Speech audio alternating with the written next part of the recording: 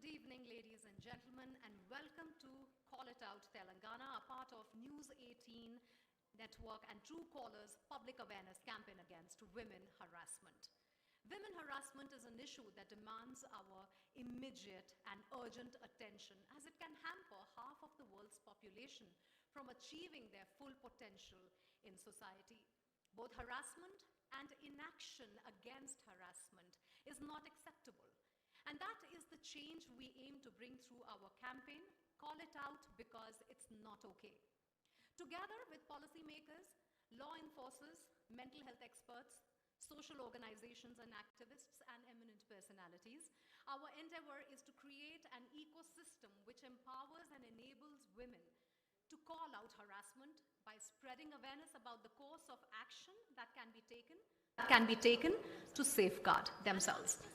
And amongst us today, we also have some cyber ambassadors who are working on the ground to take the message of cyber safety to the nooks and corners of Telangana. I would request you to please stand up and present yourselves. And ladies and gentlemen, a big round of applause for their work. Thank you so much. I reiterate, this is an effort to build spaces that empower women so that they can be equal partners in society and achieve their best. Let's now take a look at the journey of Call It Out since its launch.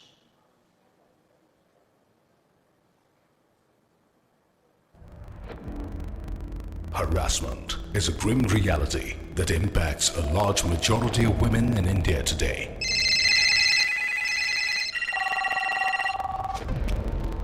And with the digital age, new forms of harassment are cropping up each day, affecting the mental well-being of women. As a nation, we need to come together to put an end to this. And that's what Call It Out Because It's Not Okay, an initiative by News18 Network and Truecaller aims to do. With this initiative, we are encouraging women to not just stop at blocking, but to speak up and call out harassment cases by reporting it to the right authorities. While this is a long and tough battle to fight, our vision is to bring a change in the way India deals with harassment, to educate women of the resources available for them to report harassment, and to get our message loud and clear that it's not okay for anyone to harass anybody. With policymakers, law enforcers, activists, mental health experts, women's organizations and influencers, we are discussing ways to combat harassment against women. We are using our social media presence to take the fight against harassment to a larger audience, making it a people's movement. Ensuring women's safety and every individual's safety should be a priority for everyone. We are driving advocacy in the True Cyber Safe curriculum, an awareness program that focuses upon improving netizens' resilience and capacity to access the digital world safely, increase awareness on cyber frauds and its impact on communities.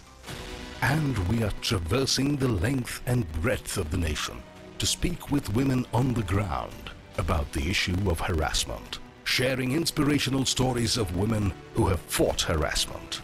We are empowering everyone, women and men, to tackle harassment, to report harassment, and to call it out because it's not okay. To report any case of harassment, the government has set up helpline numbers 112 and 181, along with a dedicated portal on cybercrime.gop.in. Most of us are not even aware of these government initiatives and tools to call out harassment and fight back.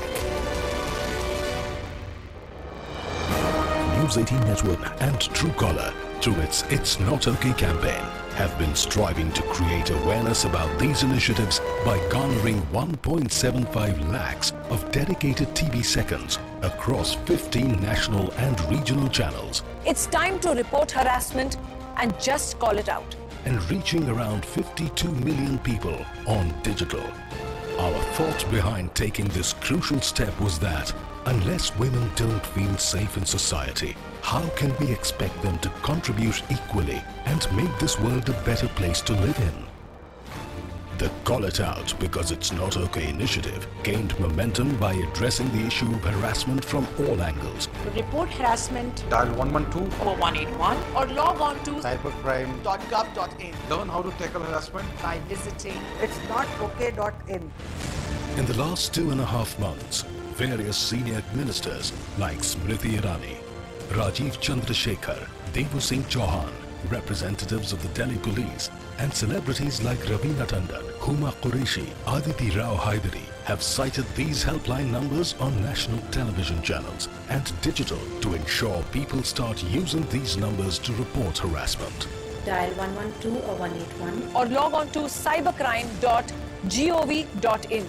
The verified women's helpline number 181 and emergency number 112 has also been made available on the home screen of the Truecaller app so that help can be just one tap away. We are deepening our fight to minimize harassment in society by taking these conversations to various Indian states. Your constant support can make a difference. So join the movement against harassment. Call it out. Call it out. Call it out because it's not okay.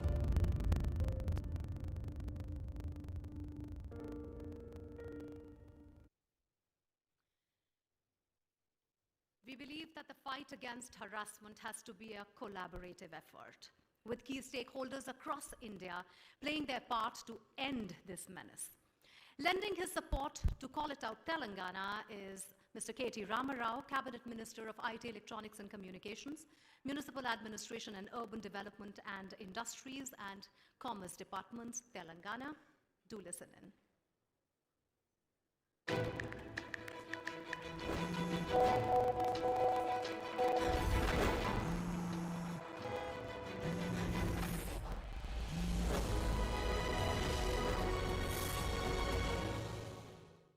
As India's internet economy surges ahead, so does the growing threat of cyber attacks, cyber crimes, and the online harassment of women. A strong legislation coupled with effective implementation can go a long way in ensuring online security.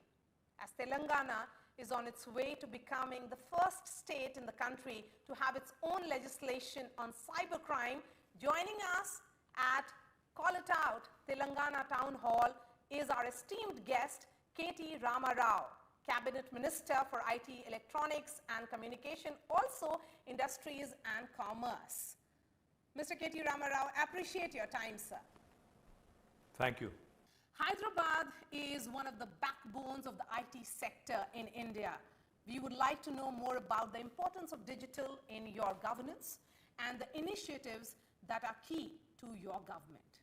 Well, lots of digital awareness campaigns. In fact, much before the government of India had started Digital India campaign, government of Telangana had embarked on a Digital Telangana mission, and through which we've not only promoted digital literacy, but we've also ensured that a lot of citizen-facing services have been digitized. In fact, we're one of those few states in India, which excels in delivering services through the digital infrastructure that we have built over the last several years. One of the things that we take a lot of pride in, much before demonetization, much before the COVID, in fact, the number of digital transactions that were happening through our Me Seva, network is something truly astounding. More than a few crores of transactions that have happened, and more than a few $1 billion of worth transactions have happened through this Me Seva system. So a lot of digital infrastructure improvements that have happened and that continue to be ramped up even as we speak. Of course, COVID has shown us that we are more and more reliant, on the digital infrastructure. So we continuously ramp up, and most importantly, like I said, government to government and government to citizen connect is something that we take a lot of pride in. India's digital economy, sir, is growing exponentially, but one of the major challenges in this digital era is online safety. Please give us an overview of the extent of online harassment, cybercrime and cyberbullying that is there in Telangana. I'm sure you're privy to some data and the measures that are being taken by your government to address this. Also, yours is the first state to draft its own legislation in cybercrime. What will be its role in strengthening women's safety in the digital world?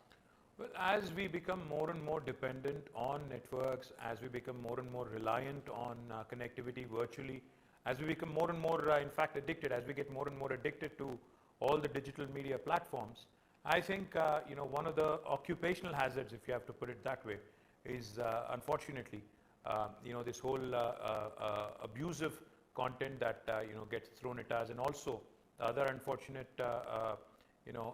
possible outcome is again cybercrime. So these are the two biggest, challenges that any government or any institution currently faces.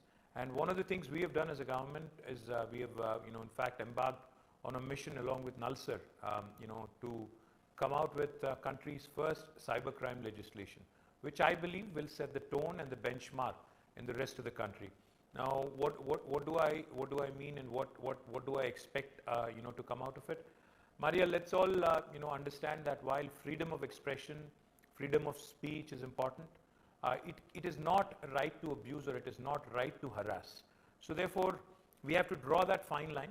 While it is important in a democracy, and that too in the world's largest democracy, to ensure that freedom of speech is not curtailed, it is also equally important that we understand and respect each other's, private spaces, each other's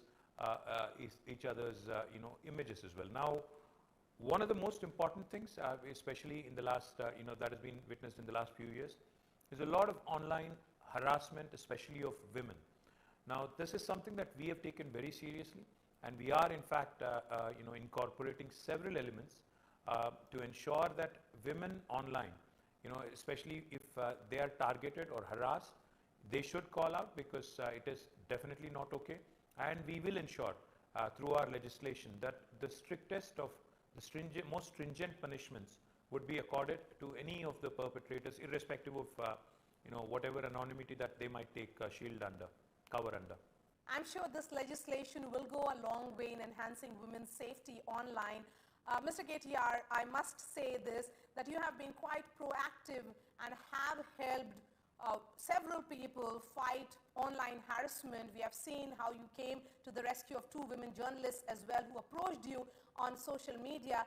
Please shed light on the recourse available to everyone to report online and offline harassment, including the role of she teams in your police force. Well, the first thing is I'd like to point out, there are legislations which are already in place, which can actually be used to enforce this very effectively. So one of the legislations that I can refer to is the Union IT Act, which has already been in place for the last 2 decades or more. That can certainly come to the rescue of anyone, in fact, who complains or who feels harassed online, irrespective of gender actually. But more importantly, like you pointed out, in Telangana, we have made a very specific effort to ensure that our women, our young women, our women, our girl child, are protected from online and offline harassment as well. And so we have formed she teams. We have also come out with a number of initiatives. We have even come out with specific mobile apps. And we also have, like I pointed out, come out with a legislation which will ensure that the stringent and the most strict punishments are given under the IPC to any of those people who have been found to be guilty. Telangana has also established the Cybersecurity Center of Excellence, which acts as a nerve center in Hyderabad to protect, uplift, and build a solid ecosystem for cybersecurity and privacy. What's really the vision behind it? What is a reality in today's digitally connected world, where we have gazillion bytes of data being created every single day, is that we are not as secure as we would like to think we are. So therefore, I think each and every one of us, irrespective of whether we are an individual or an institution or a government, I think we all need to take cybersecurity far more seriously. And we as a country, in fact, need to realize that the next war will not be fought on the battlefields. It will be fought in the cyber arena, and it will be one of those wars where not a single drop of blood will be shed directly, but it will hurt economy. It will actually destroy. It has the potential to destroy institutions. So therefore, I think it's extremely important that India and our states take up this very, very seriously. And that is exactly why the government of Telangana has created a Center of Excellence on cybersecurity. our agenda and our aim is to actually create employment, at the same time also provide solutions to the rest of the world as well. In fact, we are collaborating with number of startups. We are also collaborating with number of other institutions, countries like Israel, which have done exceedingly well on cybersecurity. Like I said, on one hand, we can create employment through cyber warriors and programs such as that. Simultaneously, we can also ensure that our institutions, our enterprises are made safer by way of this. So I believe that India not only has the ability to provide solutions for our own institutions, but also for the rest of the world. News18 Network and Truecaller are running a public awareness campaign, Call It Out Because It's Not Okay, to encourage everyone, especially women, to fight harassment while educating them about the resources available to report harassment. How critical do you think, sir, it is to report harassment and to call it out? I think it's absolutely important. I think to shy away and to even basically feel ashamed about it because somebody's been harassing you or somebody's been basically abusing you is something which should not be encouraged. Because what you permit, if you continue to allow for somebody else to do it, it is indirectly promoting it. So therefore, what I would say is, it's definitely a very, very important initiative of both Network 18 and Truecaller. I congratulate both of you, and I in fact assure you that I will discuss with our Honorable Home Minister, and what we could potentially do is set up a separate cell for those women who would like to call out online abuse. We will happily set up a separate cell and ensure that dedicated resources are provided, dedicated people are provided, human resources are provided, which might help and Telangana become a shining example to the rest of the country on this front. That certainly is a big promise, and I would say a big achievement of our campaign with Telangana government now joining us. Mr. KTR, really appreciate that. A separate cell for women who call out online harassment would certainly set a shining example. Through our campaign, we are also educating people about how they can stay safe online through the True Cyber Safe curriculum. In your view, how important is it to follow digital hygiene and apprise ourselves with knowledge about how we can prevent cyber attacks? Well, I think most of us have learned, after we burnt our fingers, a lot of times, you get cheated, you get abused, you get harassed, and then you learn your lesson the hard way. I think it's extremely important to learn from somebody else's, the smartest of people always learn from somebody else's experiences.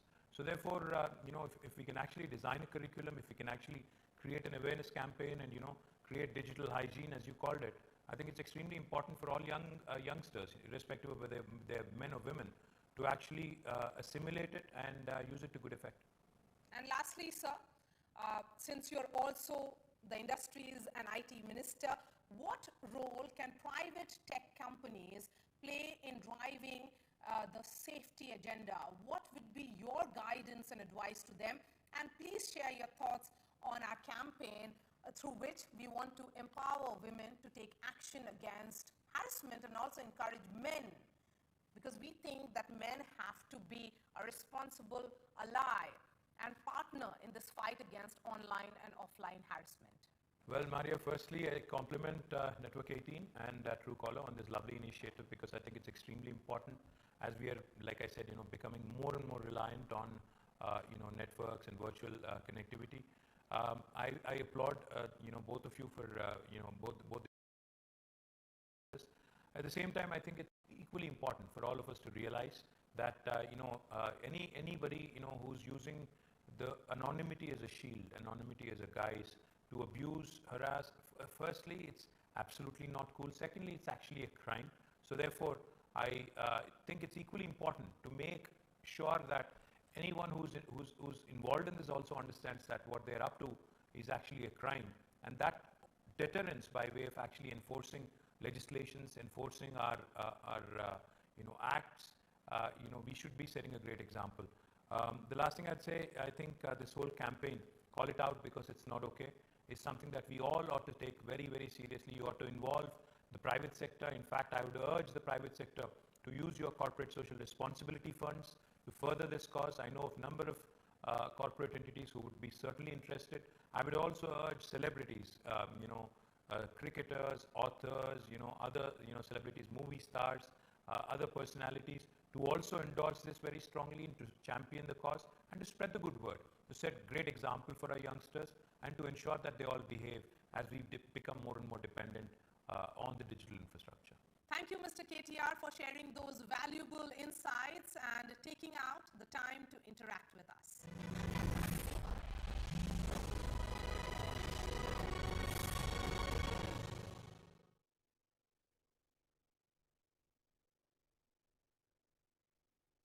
Well, that was the Honorable Minister K.T. Ramarao's powerful message opening the Call It Out Telangana Town Hall.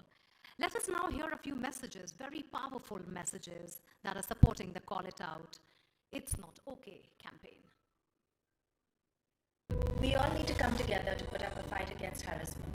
Ensuring women's safety and every individual's safety should be a priority for everyone. I would like to applaud Truecaller and Network 18 for their anti-harassment campaign.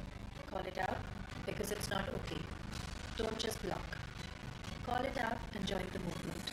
To report harassment, dial 112 or 181 and log on to cybercrime.gov.in. It's not okay to ignore, tolerate, and suffer harassment silently. It's time to come together to take a stand against it by calling it out. When you speak up, they will stop. Join the fight against harassment. To report harassment, dial 112 or 181 or log on to cybercrime.gov.in. Learn how to tackle harassment by taking the True CyberSafe curriculum on itsnotok.in. Call it out because it's not okay.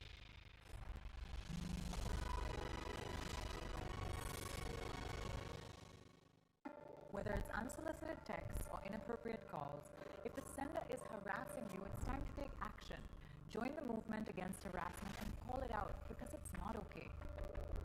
To report harassment, dial 112 or 181 or log on to cybercrime.gov.in. Learn how to tackle harassment by taking the True CyberSafe curriculum on itsnotok.in.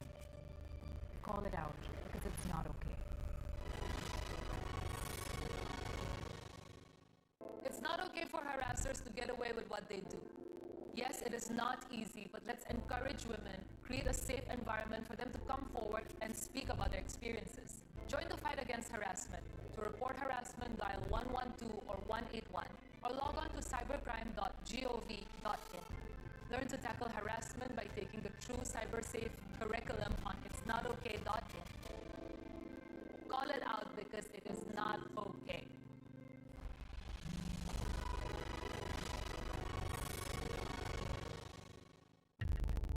Our phone numbers are everywhere. And so are those who invade our personal spaces. 1 out of 5 women in India get inappropriate calls, and many more are stalked, abused, harassed online. No more watching from the sidelines. Join us as we crusade against harassment in a nationwide campaign for women's safety and report and expose the harassers. Truecaller and Network 18 present It's Not Okay. To report harassment, dial 112 or 181 or log on to cybercrime.gov.in. Learn how to tackle harassment by taking the True CyberSafe curriculum on itsnotok.in. Be the change. Don't just block. Call it out because it's not okay.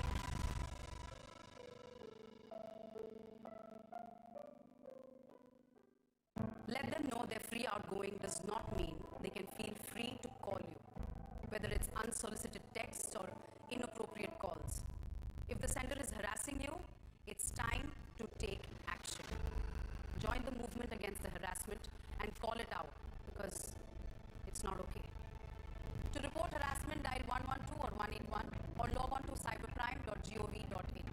Learn how to tackle harassment by taking the True CyberSafe curriculum on itsnotok.in. Call it out because it's not okay.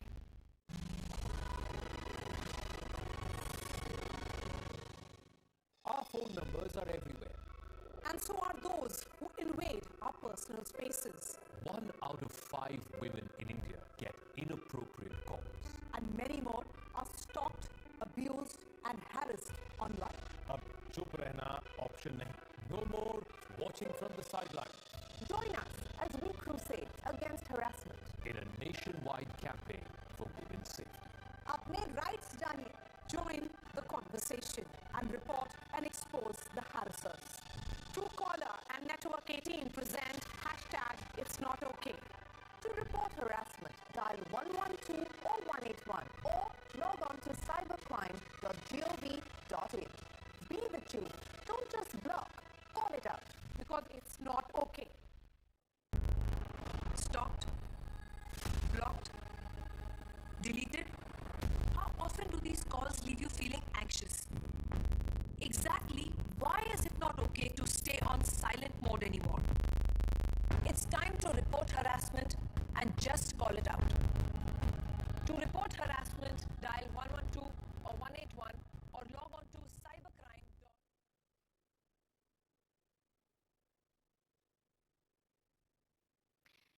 Ladies and gentlemen, may I now call upon stage Maria Shakil, Senior Political Editor, CNN News 18, to conduct a freewheeling chat with Ms.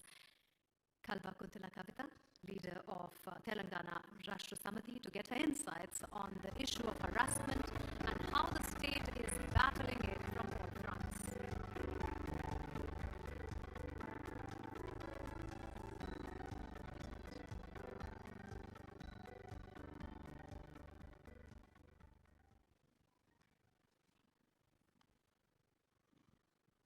Hello everyone. We have with us a very special woman who has stood for issues close to her heart, and one such issue is online and offline harassment of women. Kavitha is the first member of parliament from the state of Telangana. She is the daughter of the chief minister of the state, currently a member of legislative council, but I would see her as the face of women in the state of Telangana, someone who I admire greatly. Thank you. Let me get straight into my first question. As a woman in power, what are the kind of offline messages or concerns that you have? Well, first of all, thank you, Maria Ji, and thank you, Truecaller and Network 18, for hosting this wonderful event here in Hyderabad. We did need to call out, we did need to say it's not okay, so I'm happy to be a part of this. And offline messaging, मुझे कोई message करे ऐसा तो हो ही नहीं सकता. But then, yeah, there are many cries out for help. There are many issues that are of concern today, and we try to address them one by one. We are doing that, and I'm happy somebody else also now has joined the bandwagon. As governments, as women leaders, we are more focused, and when we see a woman, even when we are in a rush, we stop, try and talk to them, understand their issue and try to help them out. As a woman leader, what is the kind of gender bias that you have faced? And do you continue to face it? Not really. I have been one of the privileged, lucky few people in this country, I believe, in politics or any field. We've seen there is a huge gender bias. I am one of the luckiest person who happened to be not directly facing the bias, but when I was in the parliament, we used to, like a forum of women member of parliaments used to repeatedly request our Lok Sabha speaker, Sumitra Mahajanji. We used to tell her, ma'am, please don't only give us opportunity on Women's Day, but give us opportunity throughout the year. So we did fight, we did get our voice heard, we made sure that all of us got opportunities to speak on various issues. And what was it like? I mean, response from Sumitra Mahajan on a question such as this, why should women get a chance to speak only on Women's Day? No, she's a great leader. She's won 7-8 times from a constituency. So she understood women need to be supported.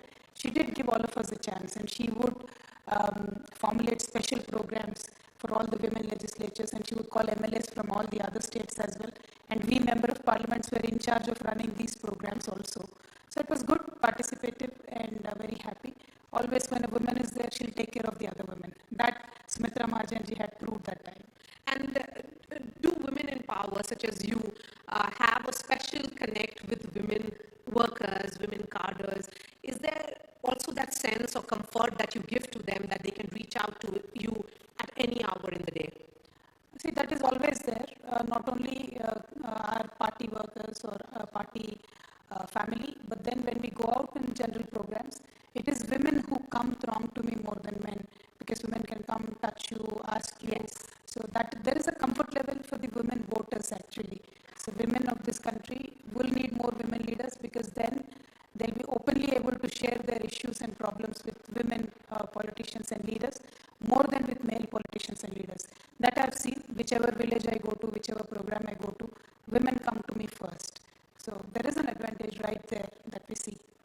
And Kavitha ji, as someone, again, who understands issues, what role have you played in ensuring women feel safe in Telangana? Lucky in Telangana, our Honorable Chief Minister, whichever program he has taken, he has put women in the first place. It is not just about safety, but when it comes to financial empowerment, when it comes to issues of making sure women are safe and secure in their own homes, we put women in the front. For example, I'll start with a small one. If we have to give pension and we have to choose between a husband and a wife, Telangana government chooses the wife. If we are giving a double bedroom house, if we have to choose husband and wife, Telangana government always puts the property on the wife's name. And if there are shepherd community women who want the government's incentives and programs that we do, we always choose the women first. So not just in terms of lip service, like saying ki humne mahilaon ka raksha kar liya, this, that. No, but we also believe in empowering women, and we've generated so many programs in terms of empowering them industries-wise. I believe we are one of the first state to have the Women Industrial Park exclusively for women, and it is done with the FICCI. So they have identified a lot of women, we gave them incentives. There's one other industrial park that has come up. So we believe in financial empowerment of women also. Safety security has to go without saying. It should be like the air that we breathe. Women should not ask, please hamara dekhbhal karo. We are the citizen of this country, we are half of this country, and we should be protected by our governments. It's our responsibility. And Telangana is heading towards becoming the first state of India to have its own legislation on cybercrime. How did you go through the entire process? What is the need for a legislation of this nature, and how significant milestone do you see it will be when it finally comes into force? Currently, Telangana government is working with Nalsar University to come up with a law which addresses particularly about the cyber harassment issues that the women face. Not only just the cyber harassment, it also takes care of other things like cyber crimes, frauds, etc. also. But harassment is a major issue in that. Well, with the changing times, changing technology, as a government which is progressive and very aggressively pursuing IT and IT-related industries, there are a lot of opportunities for Telangana, but also there are equally challenges. So one of the challenges is the cyber harassment and cyber security issues that we face. So there are laws, IPC can address it, the IT policy 2000 can address it, but then if there are specific legislations with defined terms, then it becomes easy to train our policemen, it becomes easy to train our citizens, it becomes easy to train our companies, because across the globe, wherever you see, there are legislations, but the problem is there is not enough training given to the police force. But we've already done that even without a legislation. We have put together something called as the she teams. Yes. So if any woman has any issue, it could be cyberbullying or otherwise, they can just go there. So a woman knows in Telangana where to go if she has an issue. But in various advanced countries like US, when anybody is bullied online, if they go to a regular cop, they would not know what to do. These cops have not helped, and many bloggers, many writers have openly said it, that I've approached the cops 100 times with a visible threat on my website, but the police said, how do we even know this guy exists? Or how do we even know it is going to turn into a real crime? So these are the challenges. But then Telangana government had put together a task force on the ground. There is a special IT cybercrime cell which is put in place. An ACP is in charge of it, and there are 4 officers allocated to it. So there is an infrastructure set up in place. So women of Telangana, if they face any harassment, they know where to go. Either they can go to a she team or they can go to a cybersecurity. But when you bring in an additional legislation, It just gives more comfort for the police also to book a crime under certain section, and then the punishments also will be much more swifter. So that is the basic idea of getting a law specifically for cyber harassment issues. While we understand that perhaps women in a city such as Hyderabad may be more aware of what is happening, what about B towns of Telangana, smaller areas, villages? What is the kind of response that you are getting? Are they still reaching out and securing their spaces, or is there a great degree of stigma that is attached to bullying? No, absolutely. She Teams today has become a household name. In every movie also, if somebody is bullying, they say in a Telugu movie that She Teams wale aayenge, pakad ke le jayenge. So it has become a household name. Every district of Telangana has a separate She Teams set up. So many women know this, and not only just the She Teams, we have set up a one-stop crime centers also, crime shelters also. If there is crime against women in the districts, it is set up directly in the government hospital. So they can go there, a lawyer will come there, SI will come there, her treatment will be done, and then she can securely stay there as well. So not only Hyderabad, we believe in addressing every nook and corner of Telangana, and we are empowering women across the state. One statistic which was very, very disturbing and worrying is, Kavitha ji, that Telangana witnessed a surge in cases of phone harassment in 2020. What more can be done to help women? Primarily, Maria ji, not only Hyderabad, this has been the case across the globe. Post-pandemic, big deal of harassment has started happening over the phones. And also, you should understand, I would like to share one number with you. The percentage of women who use phones in rural areas of India and in Telangana is very less compared to men. And even if they use phone, there is no access to internet. So now, post-pandemic, that has changed. So when the technology comes in, harassment also comes in along with it. Till date, only about, say, 35% of women have access to internet in rural India today. But then even those 35% get the harassment calls along with the internet. So now the real challenge with our government is how to face that as one, but yet how do we make sure that internet penetrates into rural India, rural Telangana? Because when internet can be a great enabler, and there are many, many studies which talk about if you can just bring around 600 million more women onto internet, how can the world GDP grow by 18 billion? And I believe very strongly as a woman, we have a very weird working curve, by the time we get married, have children, we would be peaking in career, and once you have child, your career also goes down with that. But then technology, if we can educate our women in technology, they can work from home. So we really need to make sure that internet goes into the villages. Telangana government is working towards it. I mean, my dream personally is like today, a woman sitting in a village house rolling BDs, tomorrow I want her to be working on a laptop.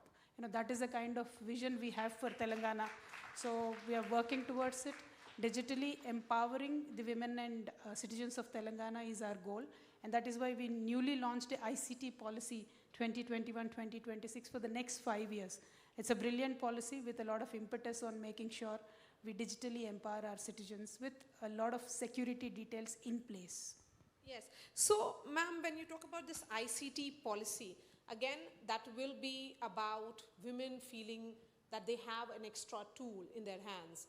But overall, that entire approach towards harassment continues to be in which women shy away from taking these issues up. Their first response is to just block these callers rather than report. And also the role of men, the stakeholders, the men in the homes, to have that comfort that women can have that conversation with their fathers and their brothers at home. Don't you think it's a societal issue? Governments can make laws, but then they can't change the mindset. For society as a whole to change, I believe today, I'm a very optimistic person. I believe today there is a larger acceptance for women to go out and work. At least in Hyderabad, that is the case. There is a larger acceptance for women to work from home, larger acceptance for women to, because we've broken all kinds of records in Telangana. We have a first junior lineman who goes up the poles like men and fixes electric lines for you. We have the first mining engineer in Telangana who goes down along with other men, tills the coal and gets it out. So we've broken all kinds of barriers in Telangana. There is a larger acceptance today in our society, and there's an open-mindedness. Now, how do we take it to the next level? Definitely it is a challenge, but only governments making rigid laws won't help. Society as a whole, we have to work together. You are doing a great effort. Our government is doing a great effort. Together, I'm sure all of us can reach to that point, but it won't happen today, tomorrow. I'm not that optimistic, but then, yeah, we will. It's a work in progress. We will keep it. And this Truecaller News18 Network campaign, it's not okay. We are emphasizing on call it out. Right. Because it's not okay to just block, but to call it out. Absolutely. The collective responsibility, that sense that we should have, where the policymakers, along with the society, becomes responsible. What do you think should be done at various stages? Well, this is where I believe more education for women is required, because if somebody starts calling you, start sending you texts that you don't want and unnecessarily harassing you, then as you rightly said, we cringe and then we immediately delete or block that post. But then that won't help a police officer to help us. That won't help a government or an NGO to help you. So it will be uncomfortable, but then I request all my sisters, if you get a message, if you get a call which you are not interested in, you save it. Take a screenshot, save the time, save the real-time links, make sure that you can present it to the authorities one day when you want to report. Unless and until you want to report, nobody else can help you. But don't lose hope. Today in Telangana, if you report, you'll get the result very quickly. We have proven it in many, many cases where we have picked up boys who were eve-teasing the girls, counseled them, put some of them in the jails if required, left some of them with counseling. But there is a logical end to this issue. We can take it to the end. Our government can take it to the end. So if you get a message that you're not interested in, don't block it, don't delete it, save it, be smart, use the technology to save yourselves also. So please be educated, and I'm thankful to Network 18 for bringing this education to girls and women. I think more of this education has to go in as to how a process can be taken up so these perpetrators can be punished one day. And what role do you think men will play in this entire journey? Because I think the emphasis on men as allies becomes important, isn't it, ma'am? See, men won't give you control until and unless you take it from them. And they will not like us taking control. They will not want us to be on internet. They will not want us to be in the spaces where they ideally should be. So it's a what should I say now? It's a civilization issue, right? But then we can't give up. We are very, very tough people, women. We should not give up. We should continuously continue to claim our right on using internet. And of course, men, as I always request them, kindly speak for us. Because if you speak for us, then there will be more power. If you speak for us, we will have additional strength. Not that we are not strong enough, but we are going to surpass you one day, so you better join the band. Start supporting us immediately, because we are already getting to a place where we are doing very good and excellent in every possible field, and I'm sure we will excel in the digital field as well. And you said it rightly, the digital space comes with its advantages and disadvantages. There is snooping that happens, there is cyberbullying, cybercrime. It is open with challenges. True. And do you think women tend to feel very, very vulnerable? And any anecdote that you would have to share with us about your experience or having a conversation with any of your karyakartas about it? There are many experiences. Unfortunately, what happens as in regular crime, people who know you will bully you first, or people who know you will haunt you and harass you first, even on cyberspace. So that's an unfortunate trend that is happening. So if you get a harassment call, immediately think about your inner circle or close circle. Try and be very smart about who could this person be, how can we identify them. So that could be the beginning. Second thing, I always tell women, don't give up here, don't give up, don't lose hope. There will be systems. If you speak out, 100 people will come to support you. It has happened in many, many cases. People who approach me, people who approach any NGO, any government, governments are willing to help. It's only for you to speak up. And that courage nobody can give you. You have to yourself fight it out. get your problem out there, and there'll be hundreds of people to help you out. I can give you the confidence. Telangana government is there, SHE teams is there, our brilliant police department is there. So please, please, please speak out. My last question to you, and this is about how, because you said you are privileged, you are speaking from a position of power and authority, how will you ensure that Telangana becomes a safer place for women? Well, with power comes responsibility. No? Definitely we are there, responsible. We take responsibility for our women, for our children. We work day in, day out to make more friendlier policies. We are trying to create more and more avenues. For example, we have a specific Mahila police stations in most of the constituency headquarters that are set up. There are separate Mahila police station in the IT space, Gachibowli, where it is set up. There are SHE shuttles everywhere in town. So we're trying to make sure, it's just not lip service to say we want more and more women to come and work, but we want to enable them to come and work. We're supporting them in every which possible way, and we will continue to do so. Your final thoughts? Final thoughts, brilliant program, and if this is a countrywide program, I think it'll be amazing, and please focus more on rural areas. I believe more and more education is required there also, because bullying won't stop just in metros. It will go into the rural areas as well. As the phones grow, as the internet grows, it will also happen. So let us educate our women from now on, and please involve everybody. This is not a political issue. This is a societal issue. So each one of us need to speak out, and I'm happy you're taking this up. And Pragya is right here. And Pragya, we have been discussing that idea of B-towns of India.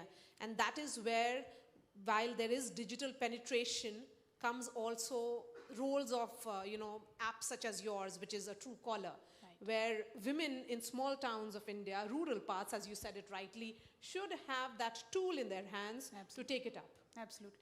And this is where I was just speaking with Pragya of late. If somebody is harassing me on WhatsApp, these companies are not friendly. I cannot report it back to WhatsApp saying, block this person.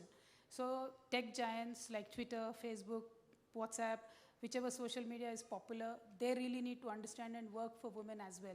They need to put in special thoughts of how do we counter this. Many women journalists are harassed all the time. And how do you report it? What do you do? It's an ordeal. It's a big, huge process. And I don't want to look weak, but then I would like to need an option by all these tech giants to be given to women so that we can exercise it easily. And you were showing me the Truecaller app, which said, just with one click, I can say this can be done. I would like to have that on WhatsApp, Twitter, Facebook, everywhere I want to go, because I want my cyberspace to be more free, and I want to feel safe there. So I think tech giants also should start thinking about women and how they're harassed and how it can be countered. So the responsibility cannot be just on the governments. Because there are certain cases in US where these tech giants were ordered to completely delete some of the private pictures of their databases completely. So that can be done as well. So it's a cooperation between giant technology companies and governments also. So I think the next step should be that. We should be not only talking to governments, but also bring these companies in, ask them how friendly are they going to make their apps to women. Thank you so much for your time. Pleasure speaking to you. And thank you for sharing all the insights, ma'am. Thank you so much. Thank you, ma'am. Thank you so much. May I now invite Mr. Manincha, Director of Marketing at Truecaller, to present ma'am with a token of appreciation. Thank you, Maria. Thank you, Mr. Manan.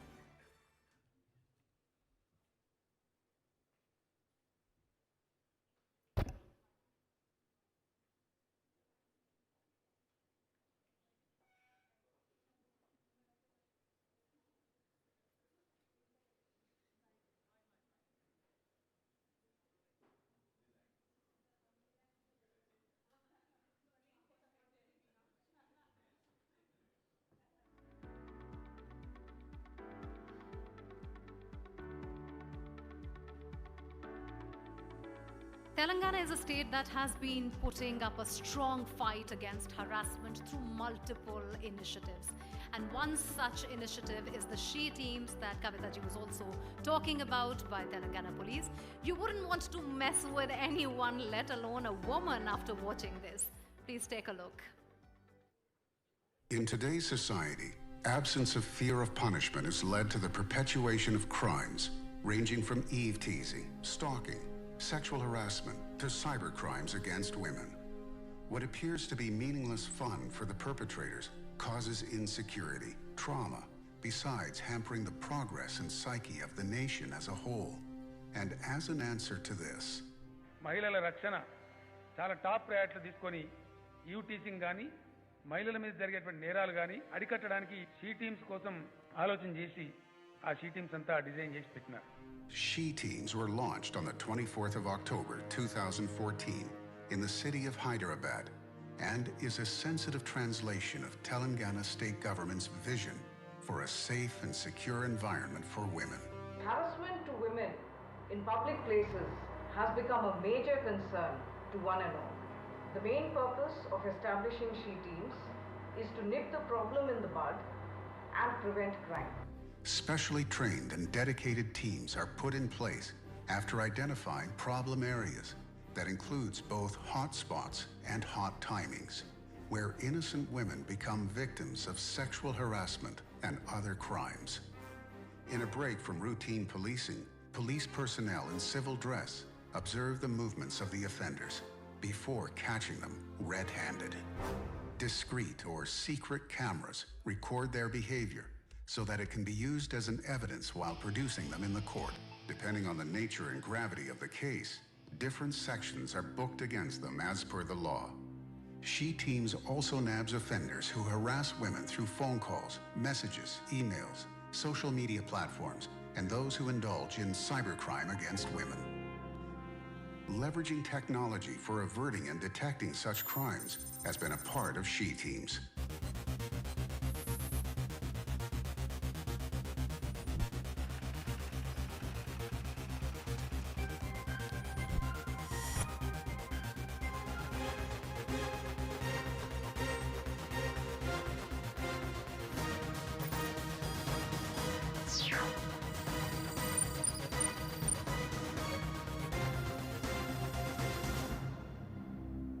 Misguided youth who have been caught by the She Teams are professionally counseled, along with their parents, to become responsible citizens.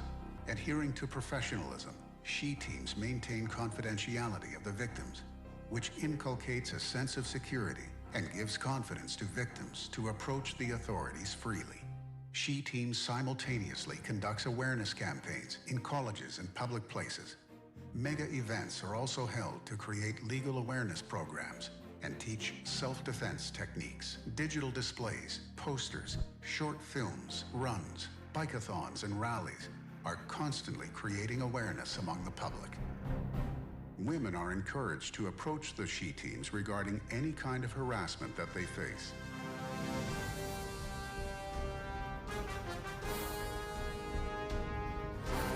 Apart from dial 100, which is the emergency number, social media like Facebook, WhatsApp, email, Twitter, and also the award-winning and the famous mobile app, Hawkeye, are used by the victims to approach She Teams. With a concrete plan of action, trained workforce, and aggressive media campaigns, She Teams have made remarkable progressions, succeeding in creating fear in the minds of the offenders.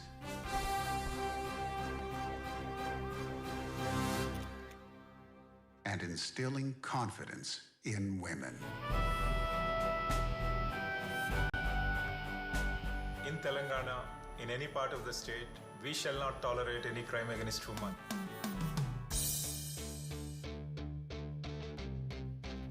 She Teams, the armor of women.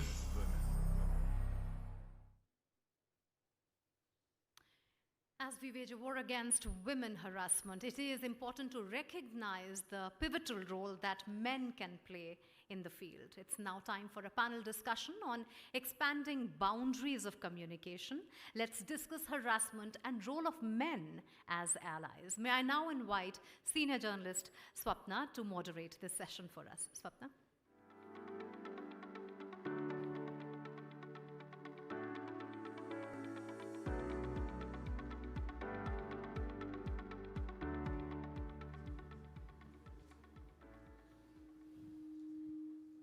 Very good afternoon to everybody.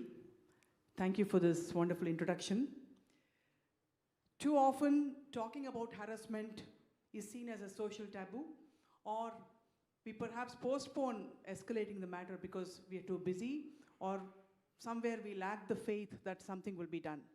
But it's now time to speak up, and this is an initiative to bring about this awareness with Truecaller as a backdrop. Harassment has been normalized time and again, and I'd like to share that I've been in the media for almost 2 decades now, but I have faced harassment despite having all the access to all the departments and knowing very well that I have access to television and I can broadcast anything that goes wrong. I still have been harassed. And I know a lot of my friends who have been harassed. And I have escalated various kinds of harassment to the police department and found that that is the only way that we can call out and stand up for ourselves. But it's now time to take it to the next level and invite men to join this campaign against women harassment. And I'd like to invite our esteemed panel today to carry forward this conversation. Firstly, C.V. Anand, Commissioner of Police, Hyderabad. We have with us Hyderabad's dynamic officer, C.V. Anand. Mr. Anand had earlier served as the Commissioner of Cyberabad. Welcome, sir. Please have a seat. And he has also held various posts in Hyderabad, including Deputy Commissioner of Police. As IPS officer, Mr. C.V. Anand spent the first 10 years of his service in the Maoist-affected districts of Warangal, Adilabad, and Nizamabad, and he was decorated with the President's Gallantry Medal in 2002. Thank you, sir, for being here. I now invite ace badminton player Parupalli Kashyap, a former world number 6. He was awarded the Arjuna Award by the Government of India in 2012. Welcome, sir. Please have a seat. He created history by reaching the quarterfinals of men's singles in the 2012 London Olympics, becoming the first male player from India to do so. At the 2014 Glasgow Commonwealth Games, he won the gold medal in men's singles. Big round of applause for Parupalli Kashyap. Thank you for joining us. I now invite Mr. J. Srinivas Rao, Chairman, Telangana State Commission for the Protection of Child Rights, to please come on to join our panel. J. Srinivas Rao is the Chairman of the Telangana State Commission for Protection of Child Rights, which emphasizes and recognizes the tone of urgency in all child-related policies of the country. And the Commission works for the protection of all children in the 0 to 18 age group and defines priority actions for the most vulnerable target groups. And for the Commission, all the rights of children are of equal importance. Thank you, sir, for coming. I now invite Yelamati Arun Daniel Kumar, founder and director of Youngistan Foundation. Arun Daniel Kumar is a young social worker, entrepreneur, and journalist. He is the founder of Youngistan Foundation, an NGO based in Hyderabad, which works to improve the lives of the most underprivileged and disadvantaged people through programs that address hunger, homelessness, poverty, education, inequity, gender inequality, various taboos on issues like menstruation, emergency responses, animal rights, and it goes on. And Youngistan Foundation has engaged with more than 50,000 young people and provided them with a platform to connect with other socially aware individuals and effect real change in communities. Thank you very much for joining us today. So, I'd like to start with our Commissioner. Sir, so can we very briefly, first of all, define what harassment is? Women harassment. Anything which, I would say from my experience, anything which disturbs a lady, whether it is either visual or by touch, physical, or any other by signs or any symbols, I think that should constitute harassment. Anything which she's not comfortable with, anything she's not saying okay, then I think that constitutes. It's a very broad definition, but that's what I feel. I mean, anything a lady is not okay with. Right. Sir, if and when a woman faces harassment, now this is a very big question, on the phone, online, offline, what are the immediate steps she can take to report it? Fortunately, the number of avenues to complain have been expanded by the police, and especially in Telangana, we have given a lot of options. The dial 100 is the first option. We have really increased its scope, its the variety, and the response time. So that is the easiest one to remember, and now we have patrol cars and blue coals in every nook and corner of this greater Hyderabad area and in the entire Telangana state. A lot of investment has gone into that, a lot of training, and the response is really quick. Apart from that, we have social media, WhatsApp numbers, Instagram, Twitter, Facebook. We have all these options open for women to complain. Not only that, there's a special app called the Hawkeye. Right. It has special features, very easy to access and very easy to complain. It goes right into the control center, command center, and from there the response and the evidence-based policing. So there are several options, and one just needs to recognize and use it whenever the situation arises. Sir, before I move to the other panelists, I have one very pertinent question. Despite all these methods to escalate such issues, it is a fact that harassment still goes on. So would you say that people are not yet tuned into how to use and access help? Or would you say that the end result of such complaints is perhaps not being made known enough to the people? It is, I think, double-edged. First of all, our society is such that women are brought up in a manner where they're not supposed to complain. You know, it just only of late it has been changing. But generally, even if we have seen so many cases where a child goes and complains, and mother says, just don't complain, don't tell anyone else. In fact, there's a recent case, very disturbing, where the father was the perpetrator, and the girl was pregnant, and she was not able to complain to anyone because the mother was not allowing her to. So that being the situation, I would also admit that the awareness about how to go about it, the general fear of that police may not respond, they may ask embarrassing questions, right, and say a few things which are uncomfortable, and that's so a lot of training has been done with the policemen and police officers to sensitize them to this issue and really respond in a very, a manner in which the complainant feels comfortable. The SHE teams are one such way where they really have the awareness sessions which have gone on. There a lot of effort has been put in the last 6-7 years, and it has really helped. So we see a huge surge in complaints. I always tell my officers, don't get scared with the number of FIRs being increased. That is not the way to look at either crime against women or against, in the cyber world also of late. The number of complaints increasing is a good sign that people are coming. It's not that the harassment was not there in the past. It was always there. It was not being allowed to come out. The fact that number of complaints are increasing, FIRs are increasing, the cases are increasing is a very good sign, and we all need to look at it like that. In fact, the media also, I would appeal, whenever we show an increase in FIR, they say crime against women has increased. It has not. It is just being reported. It's being that reported, is the attitudinal change we require. It's being reported more than it was to, yes, it used to be earlier. Well, sir, we've set a stage now. So Parupalli Kashyap, when we speak of women in sports, there is an automatic aura that they are not harassed. I mean, there is an assumption that they are very powerful because they are sporty and they can stand up for themselves. So would you say in the field of sports, women get harassed? Well, they do. But like you said, the first part of your question, like you said,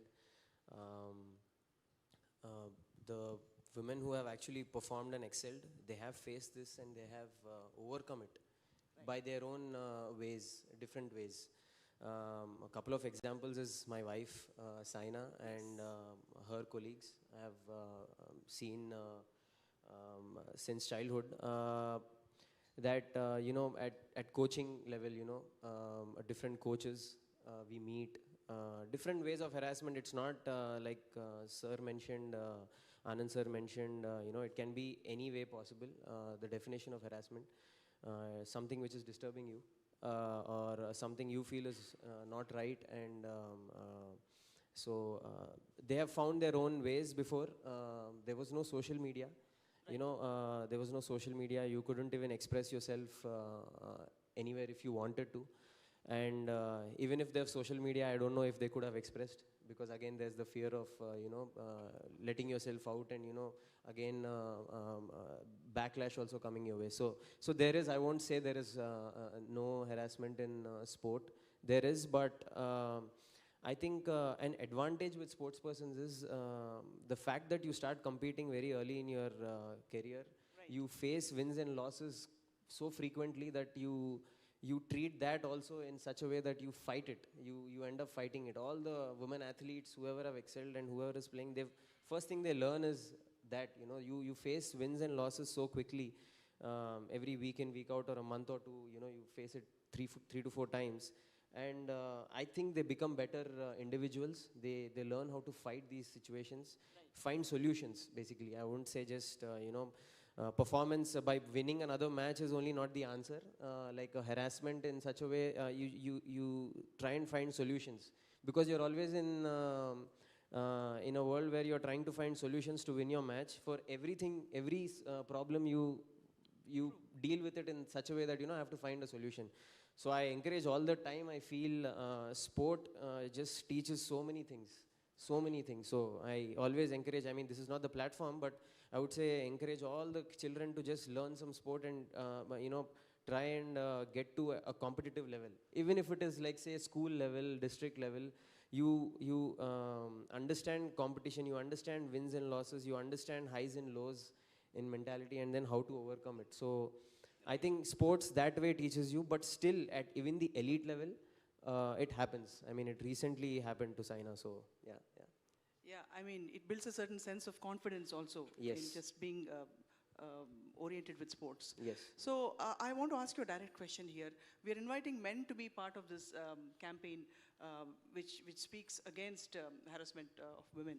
How often do men come and stand up for women in the field of sports? You yourself have, in your wife's case, but in most cases, do you have the support of, do women have the support of men? I can speak for my cause. It's great that sir has spoken, and the way you have organized, the way they have organized this discussion is brilliant. I think they have to stand up more. I have not seen like so many examples of it, but it is getting better, I would say. That women are speaking for themselves still now. I don't see so many men standing up for them.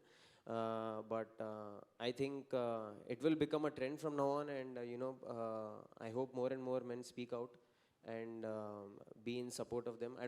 They can manage, like Kavitha ma'am said, they are strong and they can manage it by themselves, but it's nothing like having a support of men as well. Yeah.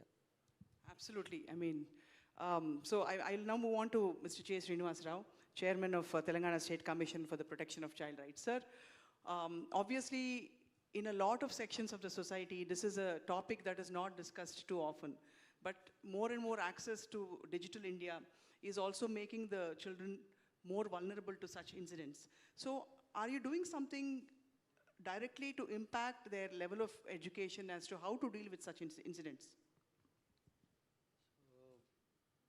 First of all, I want to make everyone probably reflect and understand that the issue is not men supporting women. It is the responsibility of both the genders. I think let's be clear on that part. Because when I am being part of this kind of a panel, I think it is my moral responsibility, not just becoming a support. My mother is a woman, my sister is a woman, my wife is a woman, my friend is a woman. How can we probably think of a situation where men cannot be part of it? That statement itself reflects the level of insensitivity we live with. How do we come out of that? The so-called category of people sitting here in this hall today. We belong to a section where we are much, much, much ahead of the section of society who live in a village situation, who understand things so much. And our friend who is anchoring now, she said she herself has experienced harassments. It's very shameful and painful to know that. So, as a commission, what we are trying to do, predominantly there are three broader perspectives. One is, how do we first prevent? Prevention becomes critical. First of all, why that issue should happen? So how do we build in that perspective to our young generation, at least the generation, because as a commission, our age group already said is 0 to 18. If you take at least between 12 to 18 years, how do we build in that confidence in that category of children, whether in an urban school or a rural school or a school in a town, whichever situation, how do we build in that perspective towards which we just recently, I think very interesting, the Youngistan is here, V2 and UNICEF and few other Women and Welfare Department. We are trying to come up with a very important program called volunteerism. Volunteerism wherein the whole mechanism of using the best of the technology, we want to create a situation where anybody can connect to that kind of an app which a child, preferably we are looking for an age group of 12 to 18 only. Not limiting to girls. It is girls, boys, anybody. They should be able to speak up. Not just an harassment, their rights. Because as a commission, we want their concerns to be spelled out. We want their difficult times to be expressed. We want their painful situations with the neighborhood and the issue of harassment as one dimension, which is a focal point of discussion today, is one dimension among all that we are trying to do. So that's the kind of initiative we are considering. It should become everybody's subject. And each of us have a role to play. Do you want our child to be part of such initiatives? Do you want our child to take an active step? This is what every mother and father, every family should be thinking across the state. And family is the first unit, fundamentally. Because this the enough number of acts and laws and the machinery, police machinery, the top officer is with us here. And let him, even his expense speak the same. The machineries cannot stop all this. Unless there is a will to change, unless we get down to state of where we are able to sensitize the communities. The people, that's where, as an act, Juvenile Justice Act has an important component. That is, village child protection committees. Why the issue should come up to district and state? Why a commission should listen to issue? It should be heard at village level. Why our village entities are not able to listen to it properly? Towards that, we already taken initiative. We are now in the process of building the capacities of sarpanches and the village entities which are around child protection. Our 12,500 plus panchayats across the state. We are working on that. That's another initiative. So how do we really build in a mechanism wherein it shouldn't happen first? That's the first thing to look at. Then, by whatever reason it's happening, it has happened, how do we address it? That's where I think our police role, and not only police, there are many entities. It's called District Child Protection Unit. Under JJ Act, there are different entities which are supposed to be working. And we have a 1098, the child who can take a phone and call. So that is an entity. Different entities are working, but ultimately each of us, all of us have to come together, and there's a lot of effort by international agencies and national agencies and local initiatives. So how do we converge and act together? So prevention part is critical. Then when it comes to response system, which we are trying to build in. Sir, we will go through the response system once we deal with the issue first. Thank you so much for your perspective, sir. And as aptly, you said really aptly that it's part of responsibility of men. But sadly, I'm sure, Arun Daniel Kumar, you've dealt with a lot of young India. So we see several scenarios where girls are being harassed. There are some really lewd comments in the cyberspace, and there's nobody else coming and fending for them. Is that reasonable to expect at all? Hi, I'm very happy that we are having a discussion with men as allies. I think there should be more and more conversations where men are involved, especially when we are addressing harassment for women, because they play a larger role in eradicating or addressing harassment towards women. Coming back to your question, I think there are quite a lot of, I think like Sir C.V. Anand sir was mentioning, there are quite a lot of avenues which are helping out online abuses or online issues that women are going through, and when people are responding to that, and when they're able to complain to those issues, they are being addressed. And I think in this generation that we are connected with, I see a lot of boys, young men are even being proactive in standing with women. If we see any posts online which are pulling down any women, I've personally seen a lot of people addressing to eradicate or stand against that comments, which is good. I think we need to focus on the good that is happening. I think when we start addressing and encouraging a lot of young people to continue to do the same, I think we will see a better and safer social media conversation happening within boys and girls, I hope. Do you, as part of the work that you do, actively engage students and youngsters in developing this kind of a mindset? Absolutely. In fact, we are doing a small project with the Women's Safety Wing called the Cyber Congress, where we are enabling close to 1650 school children and encouraging these children to become cyber ambassadors. So these children are trained to tackle any kind of harassment or online fraud or any sort of issues that people are facing. So these children become the on-ground warriors and ambassadors, let it be in communities, in schools, where they pitch in that gap to solve the issues right there and there. So apart from that, there are a lot of, we use arts as a big way to have conversations. So we have done concerts and stand-up comedies and slam poetries where we encouraged child pornography. We fought child pornography through conversation using arts. So we've been doing quite a lot of online, fighting online abuse and harassment towards women as well. And now, moving back to you, sir. Sir C.V. Anand, sir, in Telangana, I mean, I'm proud to be a Telanganaite because of the measures the government has taken, and thanks to other initiatives like what Network 18 and Truecaller are doing today to bring about a dialogue. So have you noticed a big change pre-COVID and post-COVID, sir, in the kind of harassment that happens? And also, with the initiatives that we have taken from the government, what changes and what results have you been able to publish and declare, saying that we have caught so many people and we have, this is the kind of implication, you know, because that's a message that needs to go out to the people. Actually, COVID has changed a lot of things for, I think, the entire world.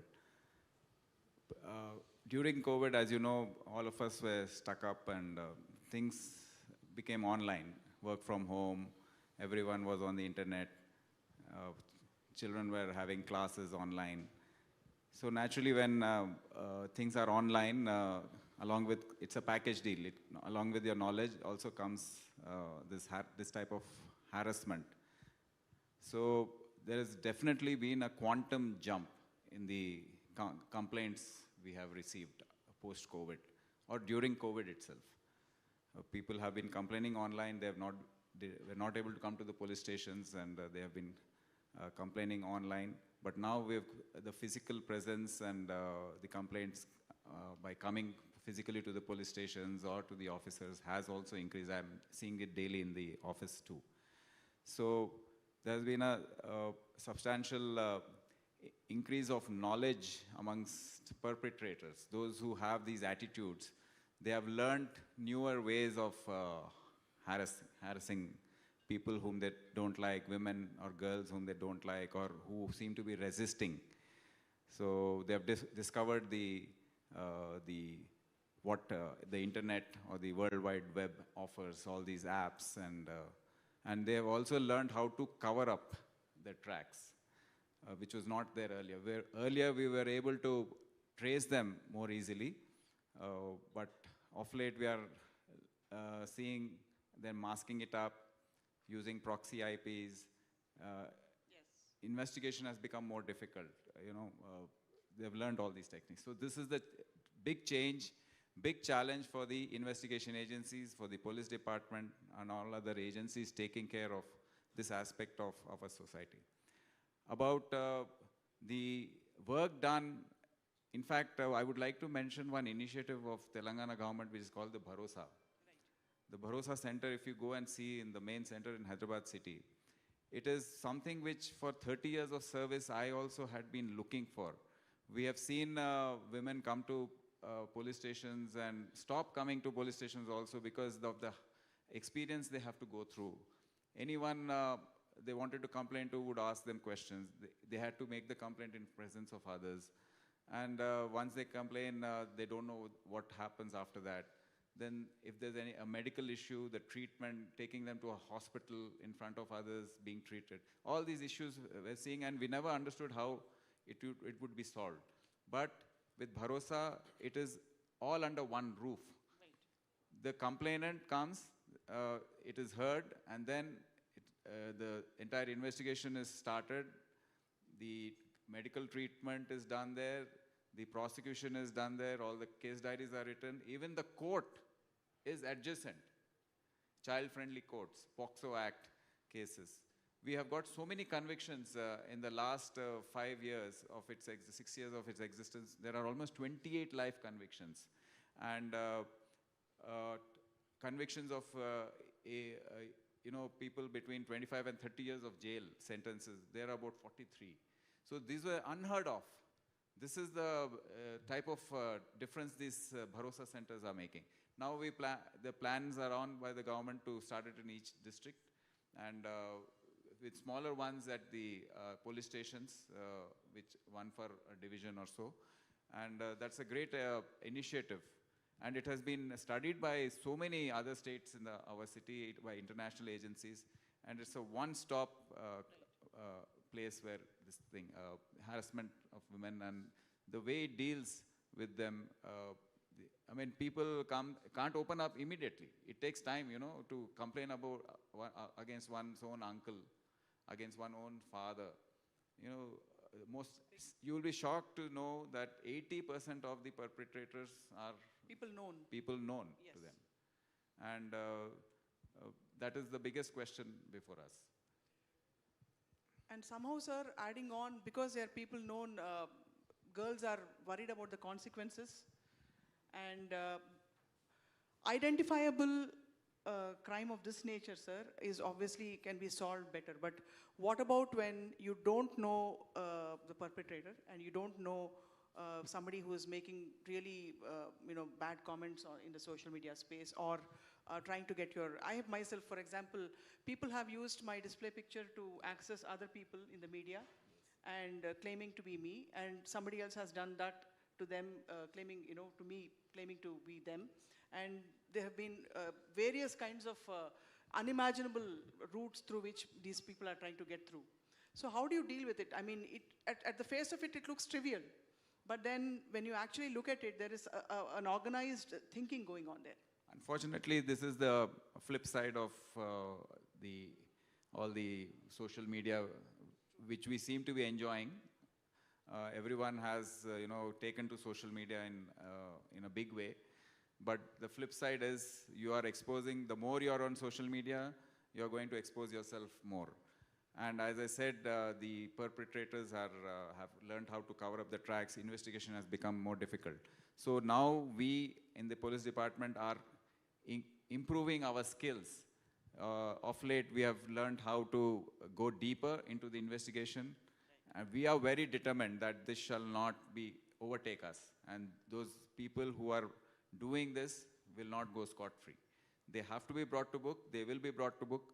Only thing is we don't seem to be seeing the reaction from big tech giants like WhatsApp, Twitter.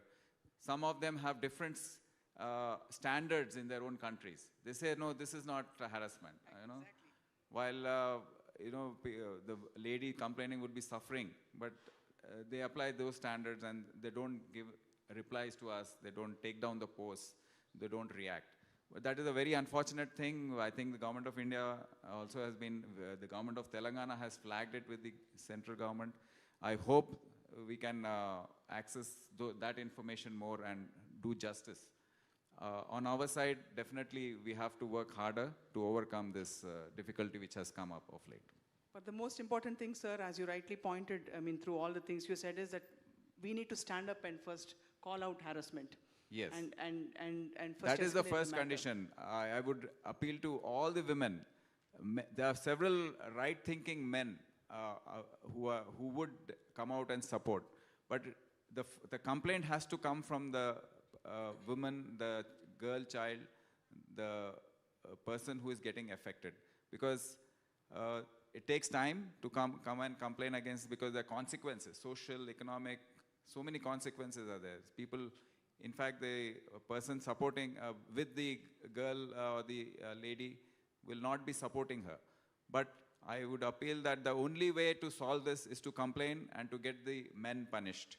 And we, on our side, need to encourage in every way. For instance, we posted the first SHO of a law and order police station in this commissioner is 174 years old. The first SHO ever, a lady, a woman officer, was posted recently. So we need to think right, give them the initiative, empower them, and ask them to do their work. That's the way forward. Well, thank you, sir. That's really encouraging for this initiative that is to discuss this aspect of our society, which is so rampant now. So, Mr. J. Srinivas Rao, obviously, we are trying to bring about our own legislation here in Telangana. So, what changes would you actually like to see, sir, from what is existing, and where do you think the problem areas are when we talk of harassment of girls?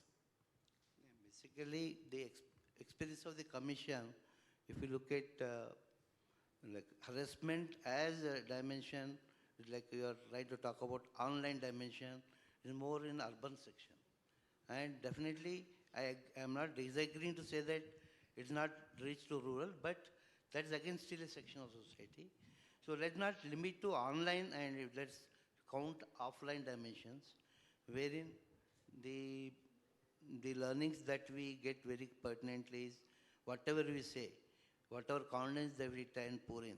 I have seen in number of cases where personally a mother is worried, what about my daughter tomorrow? What assurance you put in does not hold any value to me. That is a serious issue. I will not be able to, I can empathize, sympathize, and tell 100 things. But my child's identity, somewhere, even if you say 1,000 ways to convince them that it will be secretive, it will be this, that, but this rural situation, people come to know, somehow or the other. Once a child is branded for whatever the negativism, the society has not changed to that extent where they appreciate the boldness to come up and speak. They will always find fault with the girl. Very true, sir. Very true. So it is so difficult, easy to say, difficult to do. And with all that, we had to be positive, definitely. We should be looking at a situation where slowly acceptance is gained in the society that anything that goes wrong with a girl child for the mistake of a boy or man or a woman, I mean, I'm trying to put the age as a factor, should not be looked at as the mistake of the child who has been affected. So when does the society would begin to look at it that way? Okay, you and me probably are ready. How many of us in this state or in this country are ready for it?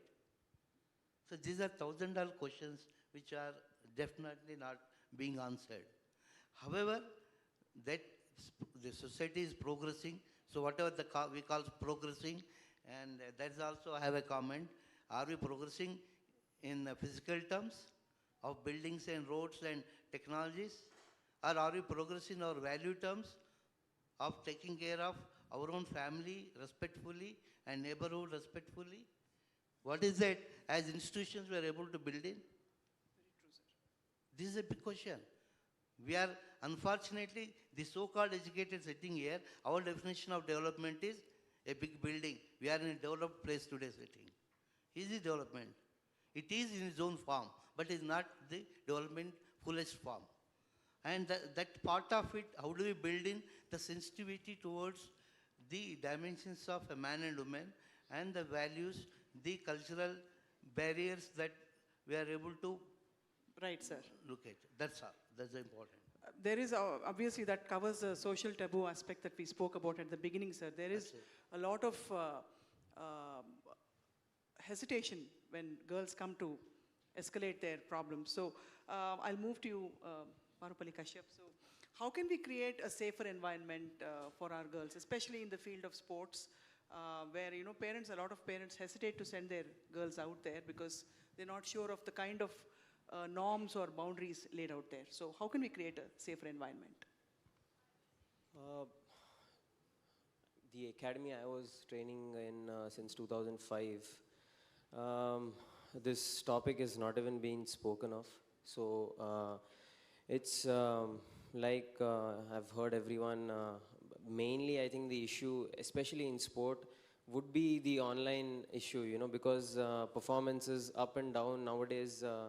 I can see even Saina seeing social media posts and different other players seeing social media posts and feeling bad, looking at comments where, you know, when the performance goes down, feeling bad, or feeling, you know, the coach is putting too much pressure, or there's too much pressure from the family. It can be, like Sir said, it will be from people whom you know for the last 5-6 years. So I think academies, especially ours, there should be awareness. The coaches, the players, they have to speak to all the kids coming in that any issue, anything you feel, you'll have to come and discuss and open up and talk about it. Because it's very tough in an academy with 200 kids, 300 kids to realize what is happening with each kid. If sports academies are the main place we are looking at. So there should be a counseling session that the coach is, you know, discussing with everyone, especially all the kids, be it the boys or the girls. They have to be made aware that, you know, anything like this which they feel, be it online or offline, in the academy, outside, whenever they are socializing with other friends or other parents, or, you know, it happens. It was not spoken of before, but now I think people have to be made aware, the kids have to be made aware. Everyone's smart nowadays, even 10-year-olds have phones, they're all on Instagram, they're all on Twitter.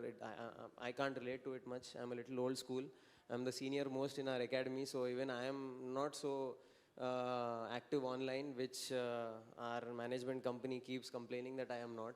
But I can't understand it, but I can relate to the current generation who are quite easy with it. I would say expressing their wins and losses quite easily, and also quite easy with looking at comments which they don't like. They're either quickly deleting it, or you know, some people react to it and they're fine, they're in their comfort zone. But everyone is not like that. And especially kids growing up, you don't know who's going to take a particular comment or a particular behavior from your colleague or your coach, or some of the junior coaches who are not educated in this field. How are they taking it? You don't know. So a counseling session is clearly a necessity. I think International Olympic Committee has done something with this, with harassment, specifically with women athletes. But I think it's very tough to reach them. As a beginner who's starting at the academy, he doesn't know anything about, or she doesn't know anything about International Olympic Committee. So the academies have to put, at least the big academies need a simple counseling center, a counseling session, and awareness that, you know, anything you feel, because like you said, they're leaving their parents, the academy is almost 50-60% outsiders coming from different states and cities and training there. So, and the coach can't look at every single kid and understand him mentally. It's very, very tough. So general awareness session should happen. And I think, you know, I'll surely sit with Gopi sir and, you know, discuss this topic. It's very important. It's extremely important. Yeah. And And it's also important to perhaps let people know the measures being taken, because that's the assurance we are looking at today.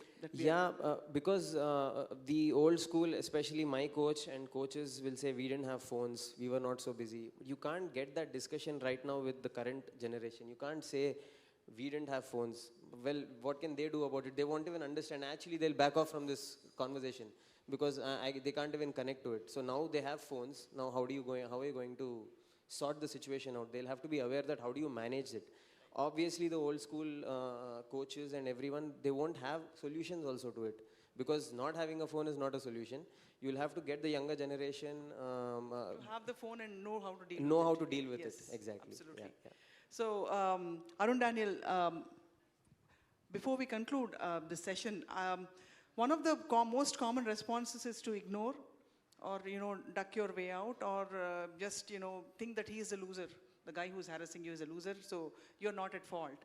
But however, we are urging people to call out harassment and escalate the matter, not just to save yourself, but also to bring about a certain sense of discipline in the society as well, because it's a part of our responsibility. What would you say, does Youngistan Foundation actively counsel, coach parents and youngsters as to how to draw your boundaries and how to call out when something is not right?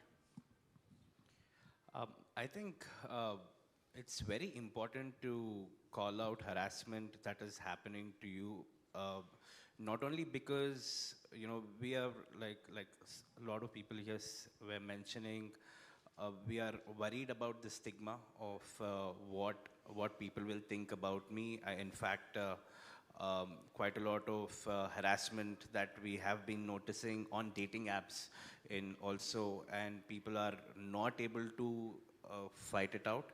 But I think when you start speaking about what is happening to you, you become an ambassador for harassment itself, and it'll motivate people around who hear your story to come and speak about what is happening to them. In fact, we have been, our gender program started off with an initiative that we got to know, but this was a little bit of on ground and online, but the amount of effort that went into this person coming and sharing the story to us on how this one person wanted to go to college and was not going to college because of the fear of this one person teasing her every day in a bus.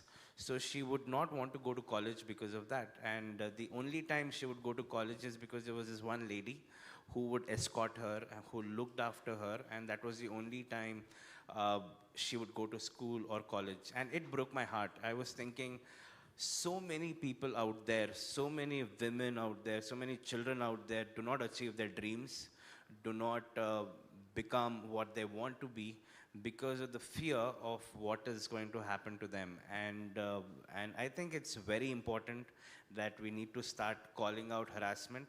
If you do not do that, you are actually letting the person who is harassing, giving another opportunity for that person to harass somebody else. We have to cut the fault right there and there. And we've been working very hard to work, we've been working with police, we've been working with quite a lot of cyber experts, we've been working with different agencies to see how we can eradicate that and work towards that. And also we've been working a lot with young men. We want to work, in fact, we have a fellowship program called under our gender program, where we are training young boys to be allies so that these people go back on ground and work with community schools and fight harassment and also enable the community on safety. So it's very important, please do call out harassment, because that is the only way where you're going to save the lives of others in future. Very rightly said, Arun. And Siviyanand sir, obviously, we have a saying in Telugu, Samadana Bheda Dandopayalu. So it just is to say that you have various ways of tackling an issue. So obviously the proof is when we actually go to the police station. So when we escalate a complaint, that somebody is harassing us. What happens exactly back end? Can you let our people know? Because it will give them a lot of assurance that something is happening. Yeah, actually, if someone comes to a law and order police station, the person will not be the only complainant. There will be several other petitioners and all standing there. So the first sight itself makes the complainant a little scared. Then if the reception officer or the other police officer is not sensitized enough, then this complainant is made to sit down and ask to explain what type of harassment. That itself is very, very embarrassing. So what has been done to overcome this is, we have got, in every police station, we've got counseling rooms. If any such thing is there, the reception constable or the officer sitting there has to take them to the counseling room and speak to them in private, what exactly has happened. Because these are things which they cannot open up with. That is the first thing to be understood. These are the changes we are trying to make in the last 3-4 years, and a lot of progress has been made. That is the most important thing in going further ahead. What happens is, if we don't rectify this, which we have done for several decades, then the complaint doesn't move further. The complainant woman or lady will think it's better not to give the complaint or not to pursue it, and there it ends. So after that, if the complainant is it is reduced to writing, then the she teams, if they are available on call and they are informed, we identify the hotspot areas, as you must have seen in the video. It's all done very secretly, unmarked vehicles and in total civil dresses and with secret cameras. One very big thing which has happened in Hyderabad city and greater Hyderabad and many parts of Telangana is this eve teasing has gone down because of this. Yes, sir. Most of the eve teasers, they now are not sure who is standing next to them. It could be a she team's person. It could be a she team. That is the best part of it. You know, someone lurking around watching near a pawn shop, there 5-6 guys are standing there planning to make lewd remarks about a woman passing by, or they see someone standing there. They are now sure that this must be a she team's guy or a woman in disguise. So that's the deterrence has been brought in. Then we have systems like I told in Bharosa. The entire thing is done under one roof. It is expedited, and charge sheets are laid very quickly nowadays.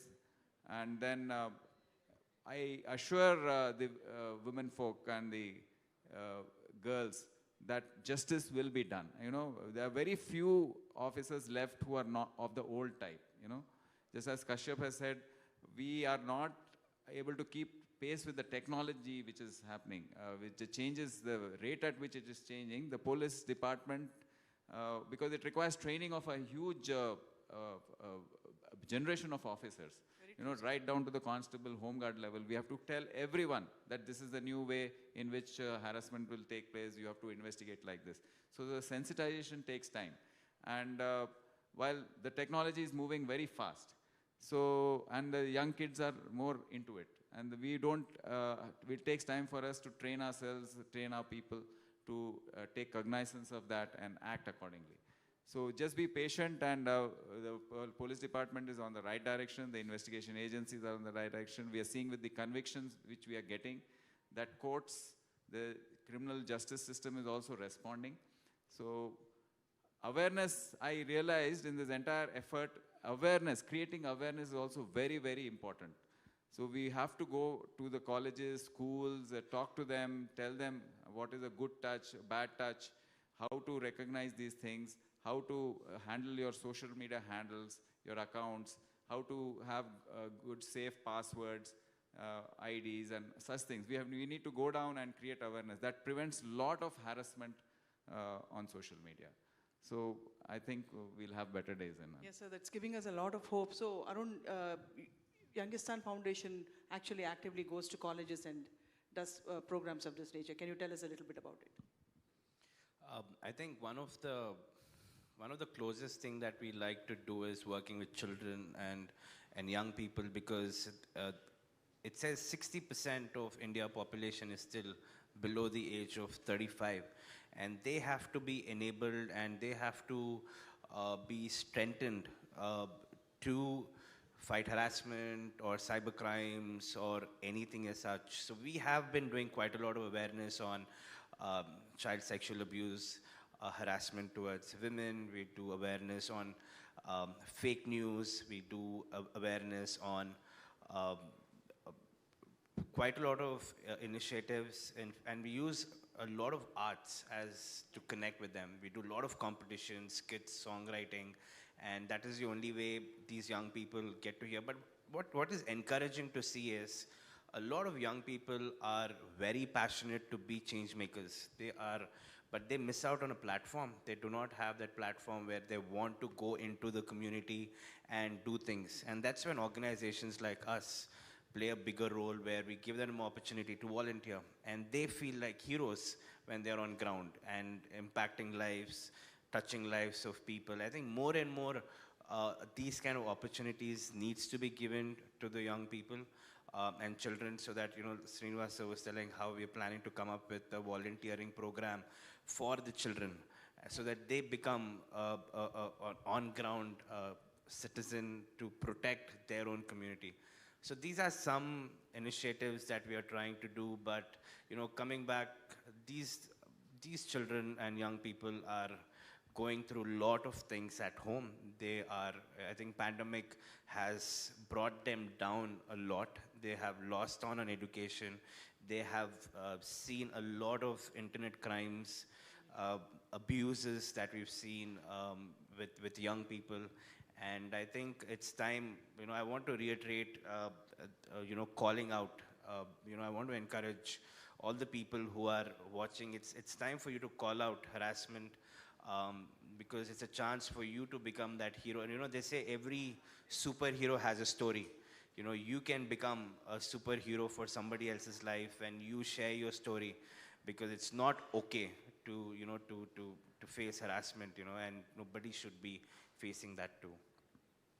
Right, we have a lot of young audience here. So just before I speak with Mr. Srinivas Rao, can you raise your hands? How many of you have ever escalated harassment, or have ever complained to authorities or taken it further? Can you just raise your hands, just for us to have an idea?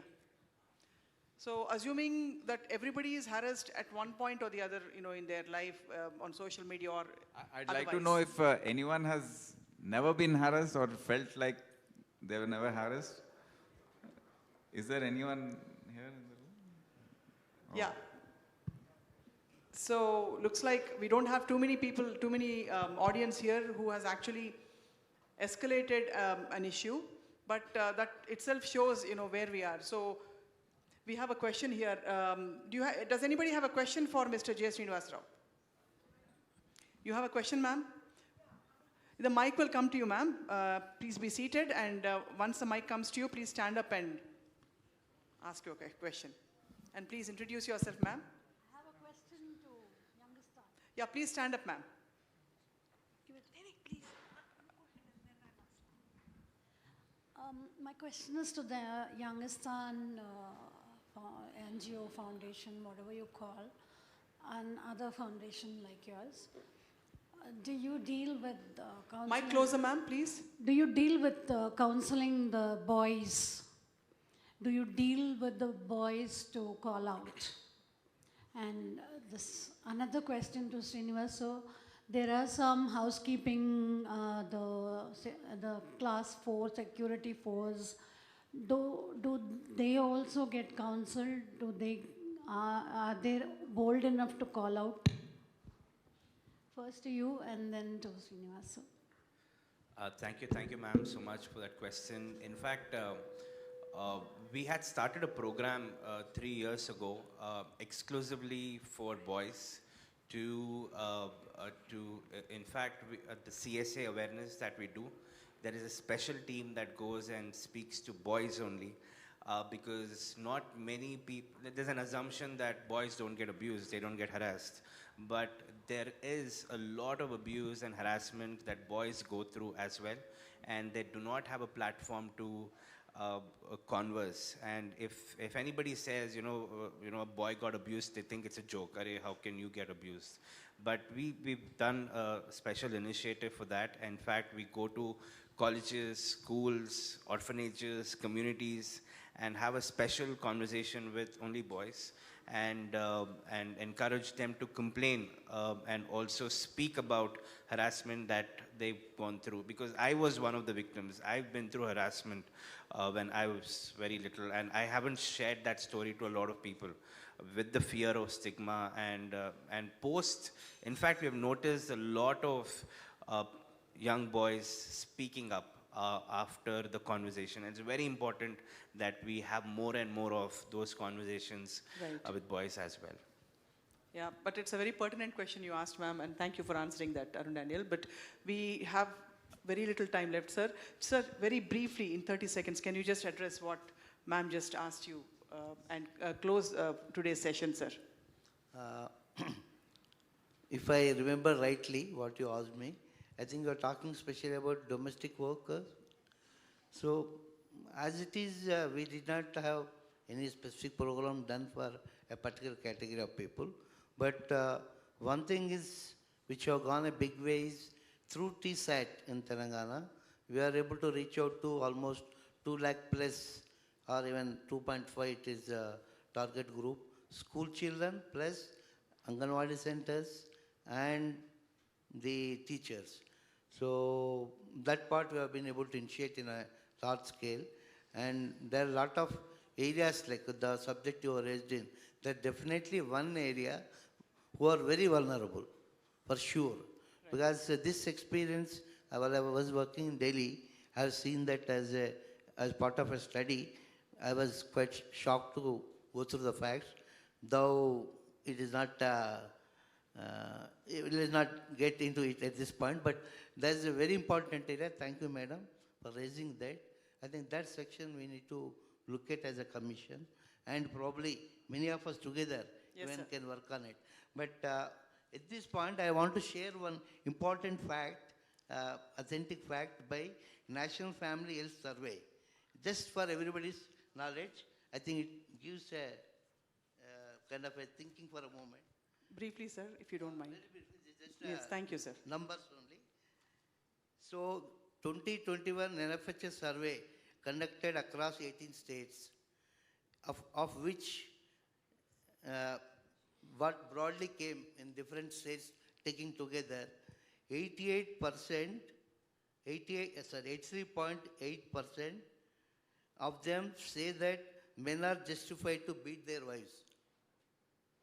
Say that men are justified to beat their wives. This is the opinion of the women. And similarly, the men surveyed and their opinions, 81.9% says that they are justified to beat their wives. This is the state, this is a recent study, National Family Health Survey conducted by Government of India, and 2021 survey output, and is being conducted in 18 states.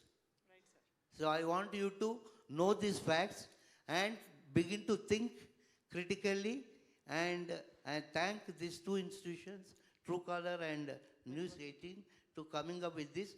And this consciousness building effort at Taj Krishna should reach last village in our state and in the country, everywhere. Thank you so much. Thank you very much, sir. So I'll just very briefly sum up that we have started a very, very pertinent dialogue today here, and we are hoping that this dialogue, which News18 and Network and Truecaller have initiated, will bring about definitely a certain impact in changing the mindsets of people. So we are calling out harassment, and we are inviting men to participate in this crusade. And we have a lot of unknown gray areas which we have to steer our ways through, especially with all the laws that we have in place. But when it comes to implementation and calling out and taking the right action, proactive action, I think we still have a long way to go. But with the help of the police department, with the help of people like Mr. J. Srinivas Rao, and with people like you as ambassadors of change, bringing about change, Parupalli Kashyap and Arun Daniel. I'd like to thank you all for being part of this dialogue today. And we have a very, very interesting panel coming up right after this. So thank you once again for joining in and participating today. Thank you very much. Thank you, sir. Thank you, gentlemen. Could you please stay on the stage? May I now invite Mr. Manan once again, Director of Marketing at Truecaller, to please felicitate our guests. And Manan, in the ever-evolving digital age, the Call It Out movement aims to make online spaces safer for women and empower them to take action against harassment. Let's take a look at the story of a young lady who faced the harassment but fought it.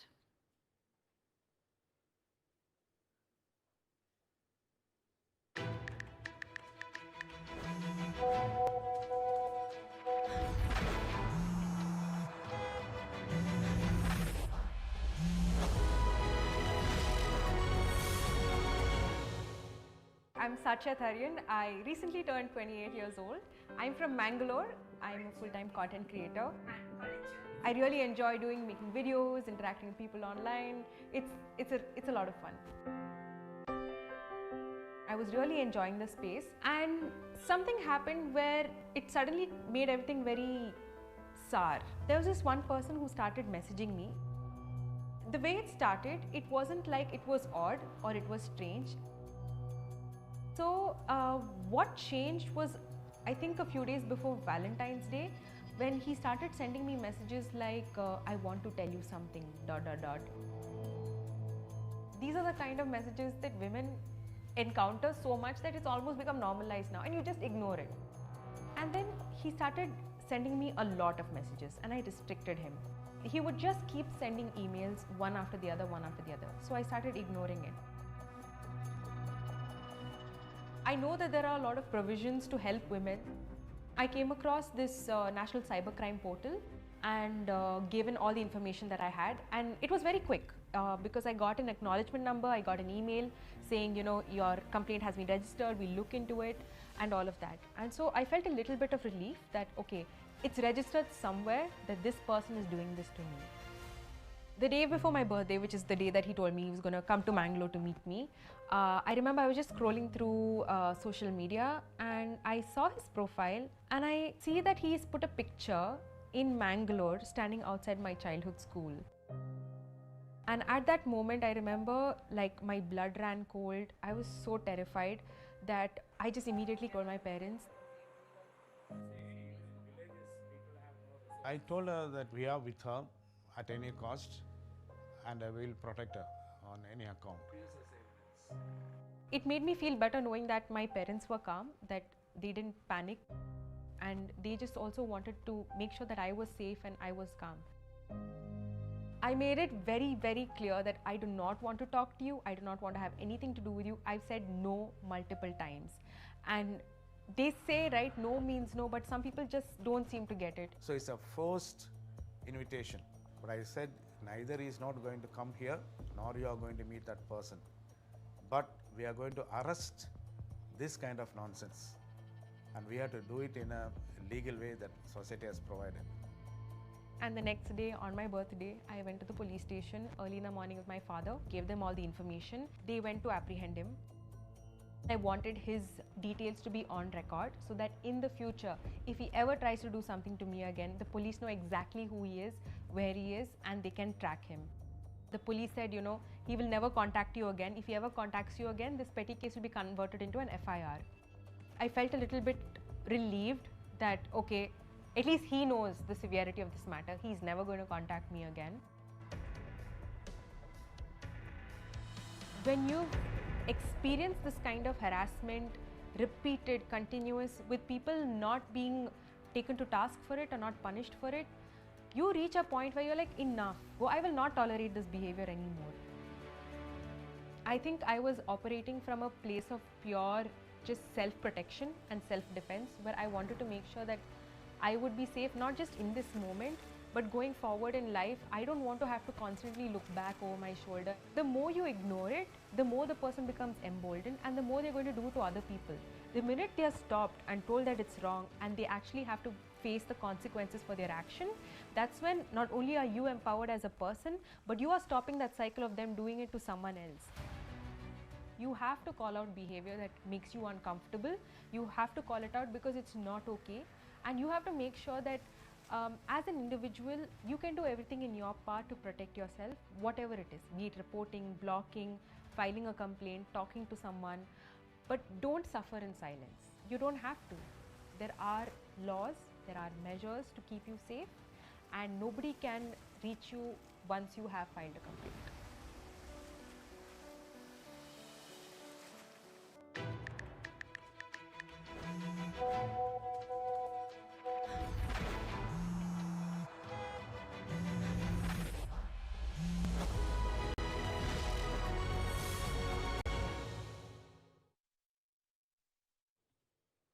Well, when it comes to harassment, call it out because it's not okay. That's the key takeaway from this powerful story. Well, it's not hard to believe that more than 50% girls and young women on social media platforms have faced online harassment. The need of the hour is to make internet safer for women. Well, it's now time for a panel discussion on protecting women and girls from harassment in the digital age with Maria Shakil, Senior Political Editor, CNN News 18. May I have you on stage, please?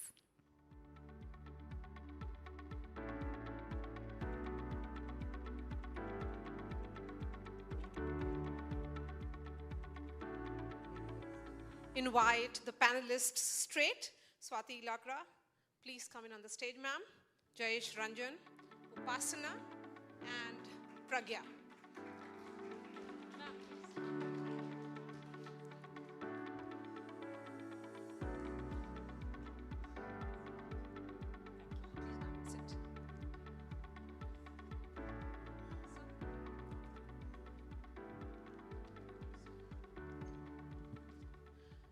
Before I begin the discussion, I'll tell all the girls out there, I can see a lot of you. Please prepare some questions.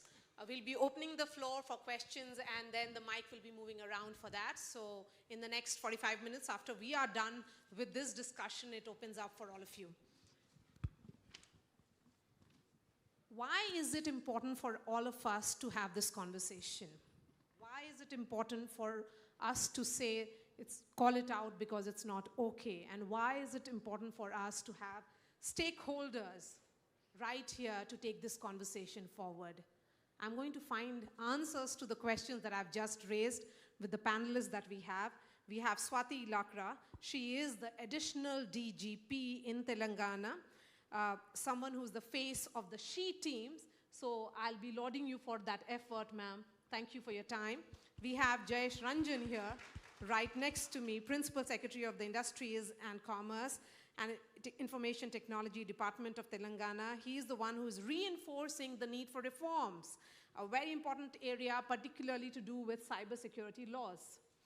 We also have Upasana, someone I follow on social media. She's very, very proactive in her space and is the founder of You Are Life, Vice Chairperson of CSR at Apollo Hospitals, a third-generation entrepreneur, and my favorite, Pragya, is right here with me for continuing with this discussion. She is the public affairs lead at Truecaller India. Upasana, beginning with you. As a woman who leads spaces, have you faced online and offline harassment?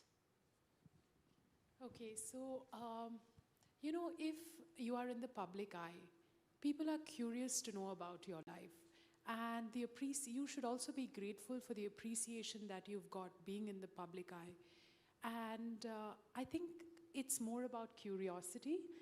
And they keep asking you so many questions and things like that. And sometimes you don't feel like answering them.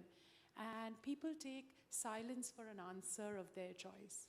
And then, but they don't understand that while they make comments, it could have a very, very painful effect on yourself. So it started when I came into the public eye. I'm not from this background, and that's what happened with my marriage. And it went on about my personal appearances. I mean, I took it in a very positive way, because I said, if you don't like me, that means you adore my husband, which is good for his career. So that was the way I looked at that. And then after that, it went on and on and on. And continuously people said, oh, you don't know the Telugu language. Now they're asking, oh, you've been married 10 years, you don't have kids. I don't want to talk about it. It's my personal choice. And absolutely nothing is wrong with me. And, you know, yes, so when did this line, or thin line, I would say, between curiosity and what is evident pestering and uncomfortable entry into your private space, when did you realize it? So I realized it very early, but I also realized that it's important for all of us to develop a thick skin. And I think that is, and be strong in your mind. Because if you are strong, you can do a lot. And the first thing you can do is definitely block. I think social media has lots of tools, and don't let it sink into you. Because once you know your life purpose, you just have to continue with what you're doing. And I think that's where, you know, I have learned to deal with it. This is my personal story.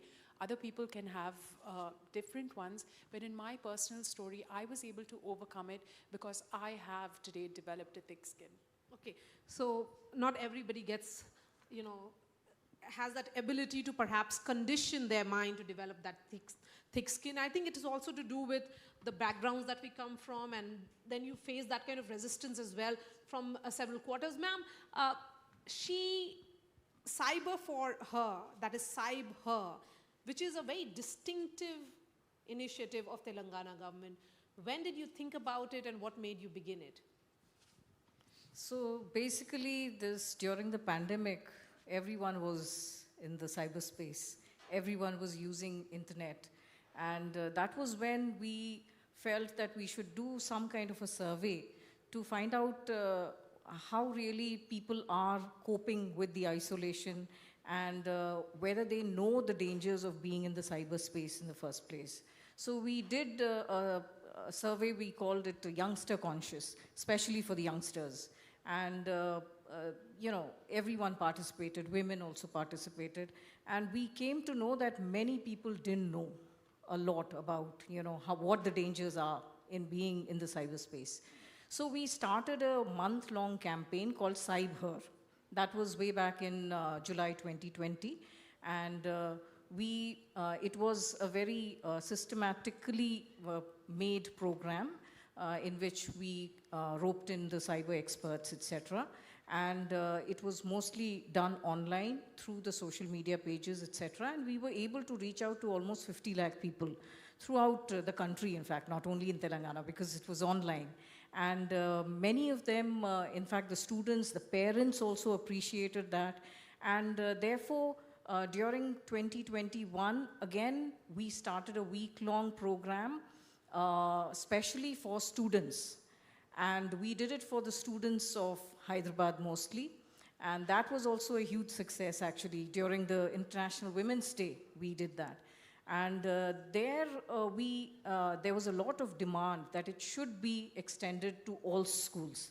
And that is where the Cyber Congress came into picture.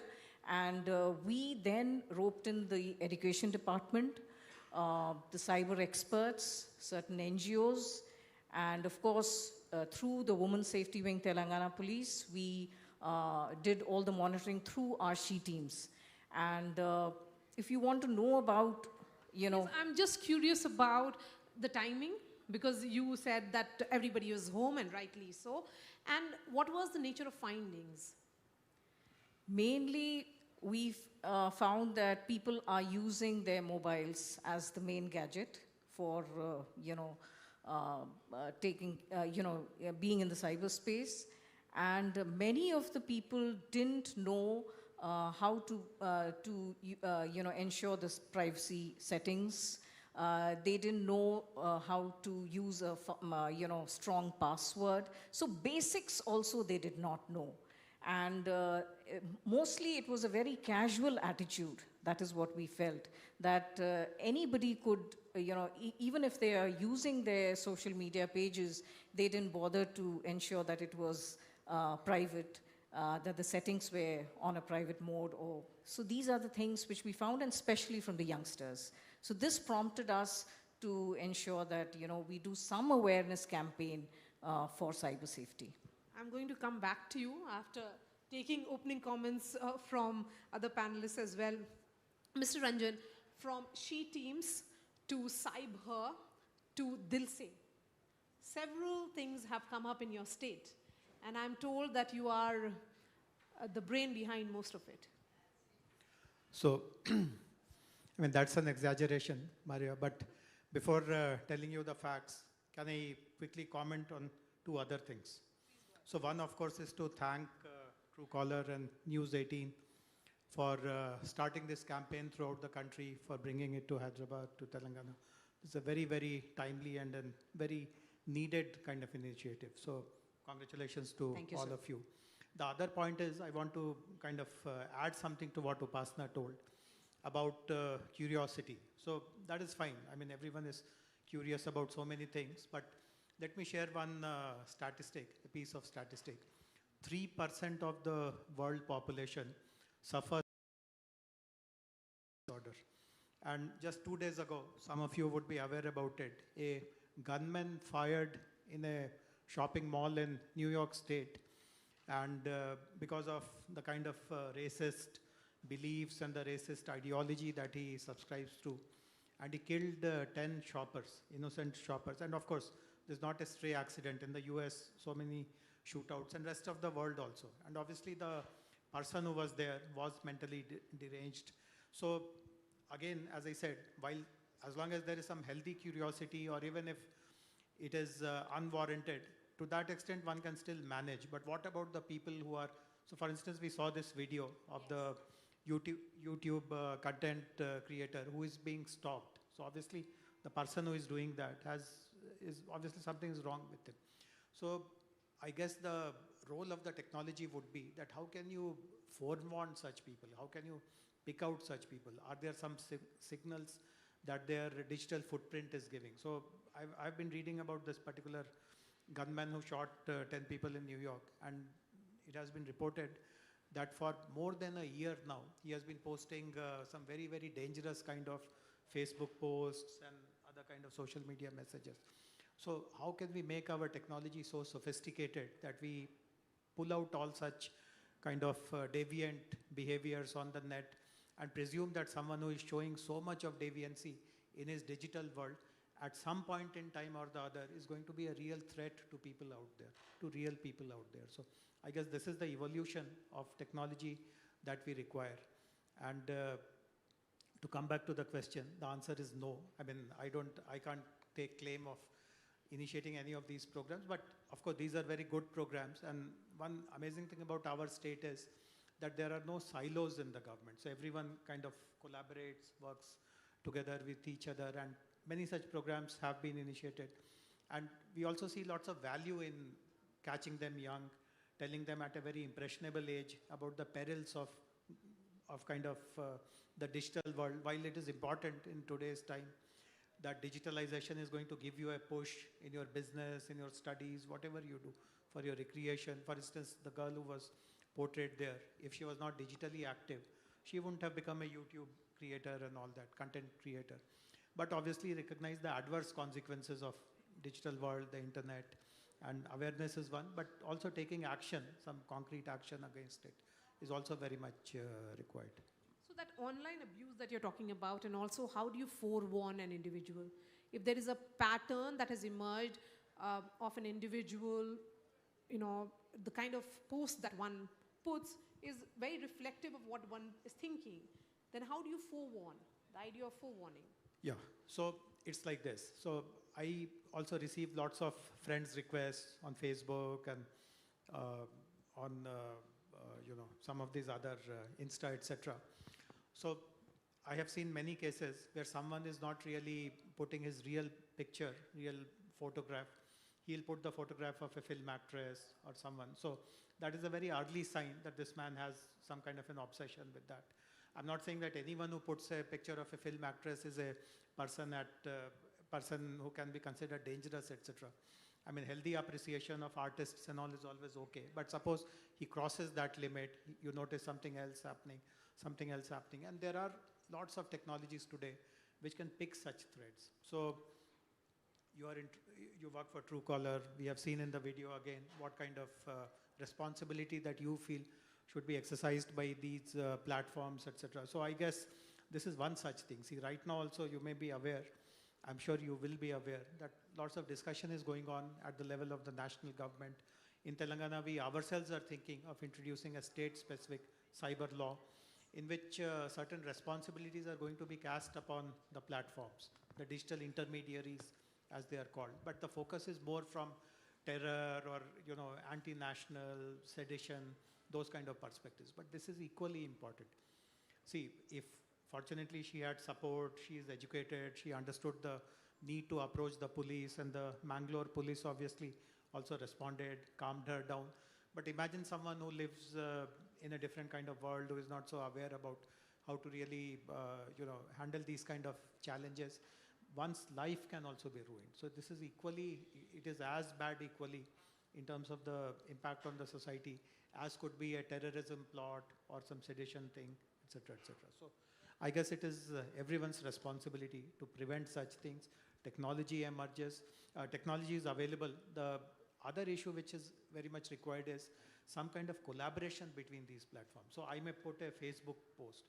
Now, if Insta says that I have nothing to do with Facebook, I belong to a different company. If Twitter says that I'm a third entity, now I belong to a different person altogether who has strange ideas about free speech. He wants untrammeled free speech. So how do you really create that kind of a bridge across the platforms as well?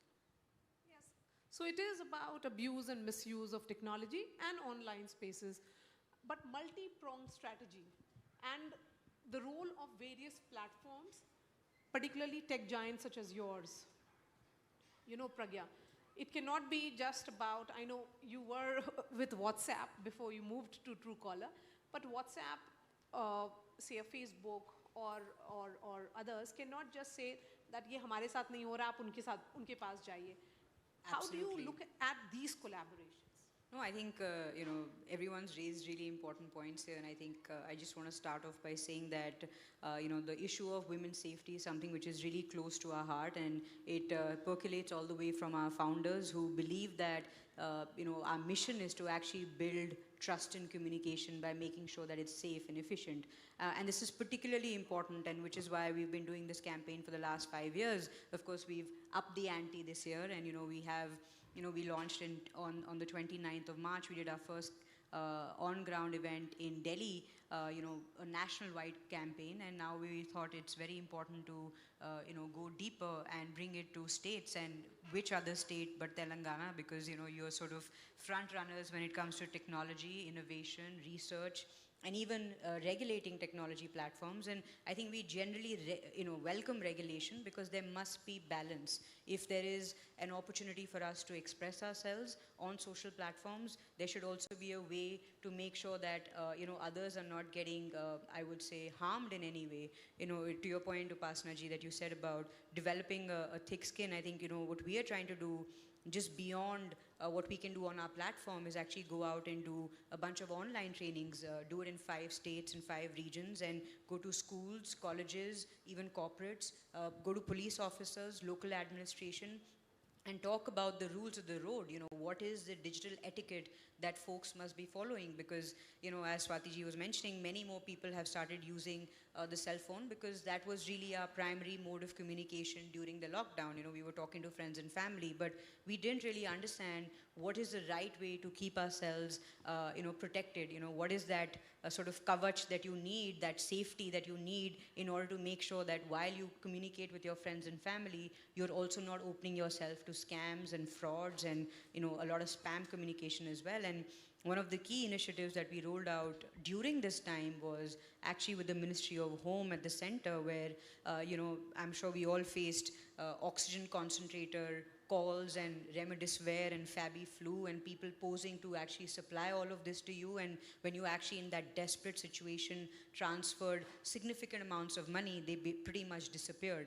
And so a lot of these people went out and filed FIRs, and what we did is worked with the Ministry of Home and marked a number of these numbers as COVID fraud on our platform. So when they picked up the phone and tried to call their next victim, they had a lot more context. They knew that this was somebody who was committing fraud.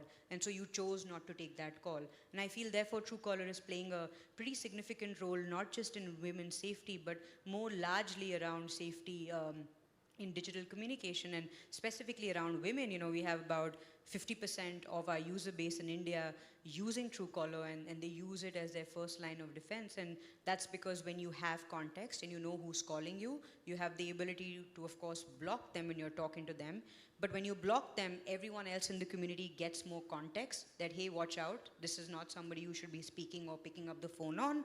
But what we've done this year with Call It Out is actually take a step forward and say, please go ahead and report it to the authorities, because that is the only way you're going to be able to minimize harassment in society, and that's what is really critical. And you know, we went ahead and also pinned these numbers on our quick dial option on our app, so that, you know, when you're in a vulnerable situation, and I'm sure Swati ji has seen many victims talk about their story, you know, you're very nervous, you're anxious, you don't know where to go.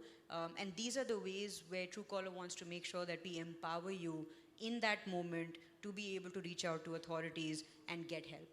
Yes, so Swati ji, take that discussion forward. Again, the Cyber Congress that you were talking about. You moved beyond the initial stage, and what were the kind of anecdotal evidence that you collected? See, basically, when we did cyber and we started Cyber Congress because we wanted to reach out to the rural students also. And we tried to reach out to the rural students, and we wanted them to become cyber ambassadors, not only in their school and in their classrooms, but also in their community. So there were a lot of times, and in fact, let me just tell you a few things about Cyber Congress also. We roped in very good cyber safety experts, and initially we were conducting it in English, but we felt that the rural students, they wanted it to be in the vernacular language. So we ensured that the cyber experts, cyber safety experts were from the Telugu background, and there were very good, classes happening. Totally in each district, we located 50 schools, and each school had 2 students and 1 teacher. So totally we are, and this is a 10 months program, which is now coming to an end. Just this July, it will come to an end. So 3,300 students, along with 1,650 teachers and the cyber experts. And we have about, 5 sessions for each student in the 10 months program, including, they also will have some sessions on activities, some sessions to recapitulate what they have learned. So there have been times when they have gone into their community and they have started talking about cyber safety, and the parents and the concerned neighbors, they have been extremely excited about these young children trying to speak about cyber safety. And in fact, from the center also, one of our students from the Cyber Congress was selected as the achievers, as a young student achiever. And that was a huge encouragement for all the other students also, because when they start talking about cyber safety, the other students feel that they should not be left behind. So it's like a nice, healthy competition happening among the students. And, as everybody else was saying, the convergence is very important. We understand that in the police, from the police department, we can do only so much, and that is why we collaborated with the education department, with the cyber safety experts, NGOs, and of course our police personnel from the SHE teams. And all of them have been working very hard for the last 10 months, and the results are actually there to be seen. Very confident cyber ambassadors trying to, teach not only the students but also the adults about cyber safety. And did their vulnerabilities come down? Did they start feeling more confident?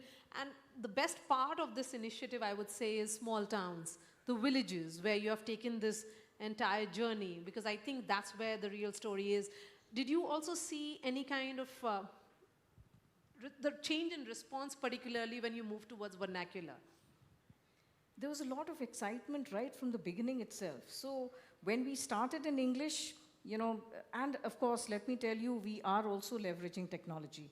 So in order to reach out to these students, we have an LMS, the Learning Management System, in place, and through which each student has their own ID and password, and they log into that. So it was a new experience for them. Initially, we had a lot of problems in teaching them how to open an email, how to log in, and all those things took about a month, but now they are real experts in that. And if you have the opportunity, you can speak to those little students also, and on how confident they have become. And it's wonderful to interact with them today when they are so confident about expressing how they should be safe on the cyberspace, at the same time also promoting how, the positive side of the internet also. So it's not just, internet is, after all, not all bad. There is good part of the internet also, which we try to tell these students so that they know, where their limit is. And also, everybody tries to tell that the other person is bad, but we understand that from among the society itself, there are bad persons coming up. So among the students also, among the young generation, there are so many who are such people who are using the internet wrongly. And that is where it is important that the youngsters themselves tick each other out, that this is wrong and this is right. And another thing we wanted is that they be like a bridge between the police department and any other person who needs our help. So it's like a revolution now, and we don't want to stop at this. After 10 months, we need that sustainability, and that is why we have collaborated with the education department, and we are going to start another set of 10 months program, and it is totally in the rural areas, as you were saying. Congratulate you for this revolution that's happening in the villages of Telangana, and I'm so proud of that. Upasana? Maria, if you don't mind, I just wanted to, just wanted to pick up on a few things. I think, you've been continuously emphasizing on the collaboration, and I couldn't agree more. And I think that is why when we launched this campaign, the goal was to bring in all the stakeholders on one platform. And to what you were saying, Jayeshi, about mental health experts. In fact, in our Delhi conclave, we had actually 2 mental health experts, Maria, if you recall, who came in and spoke about the social stigma and the shame that comes with harassment, and the fact that when you don't feel safe in a digital environment or in a real physical environment, you're not really able to unlock the potential that you have. And I think most women in today's environments restrict themselves and don't make the right choices which are good for them because they don't feel safe. And more, the internet is becoming the digital square,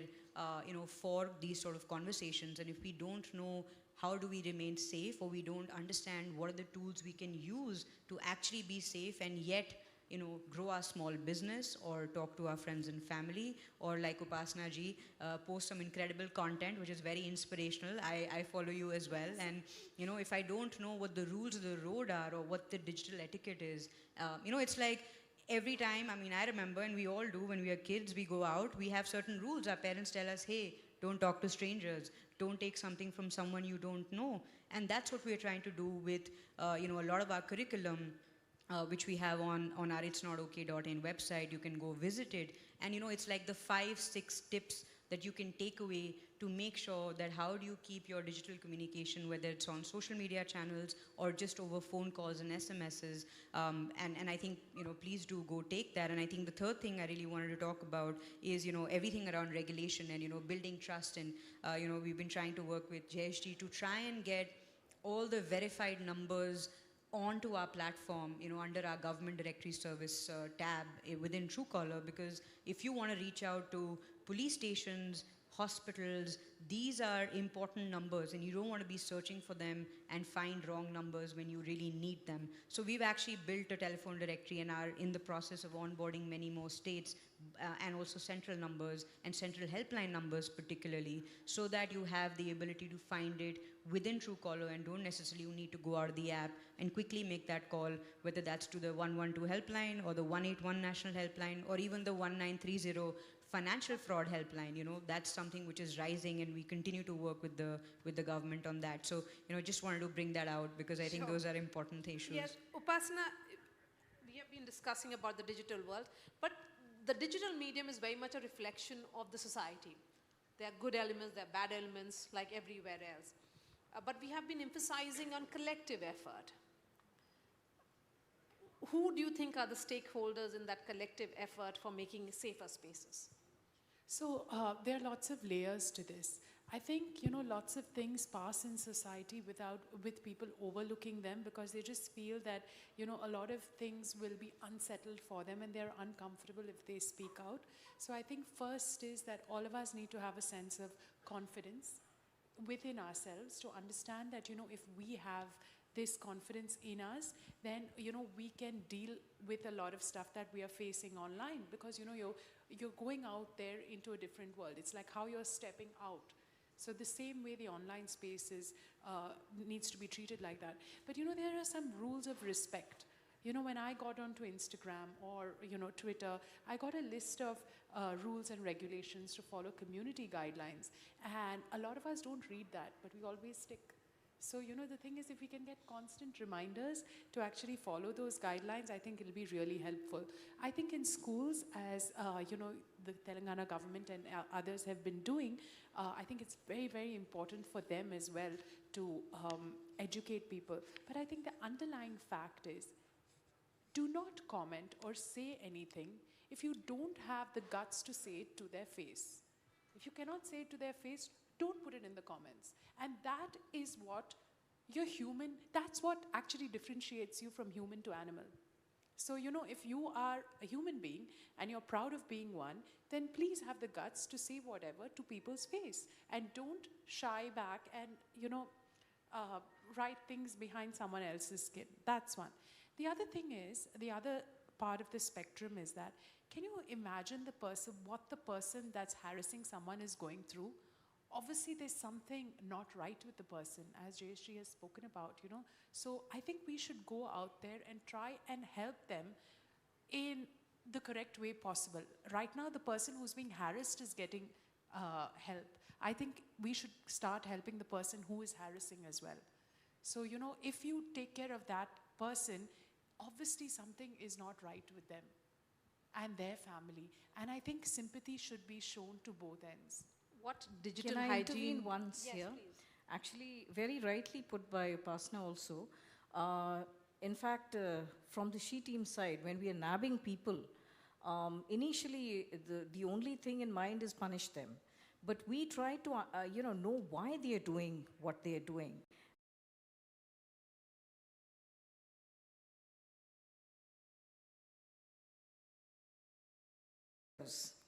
For these boys. Then we understood that we are not experts, so we roped in certain psychologists. And now every month we are doing counseling for these young boys, and there has been a marked change in the statistics also of those who are minor delinquents. So those people who, in 2014 when we started the SHE teams, we had almost 70 to 80% delinquents as minors below 18. And now, after all these awareness campaigns and these counseling sessions, it has come down to almost 20%. So definitely it makes a difference. And counseling we are doing along with the parents. So because the parents also should know what their wards are doing and what their wards are up to. So this really makes a difference, So you yes. shifted the goalpost in terms of stigma. The harassers should be knowing, their parents should be knowing. Yes, parents should be knowing.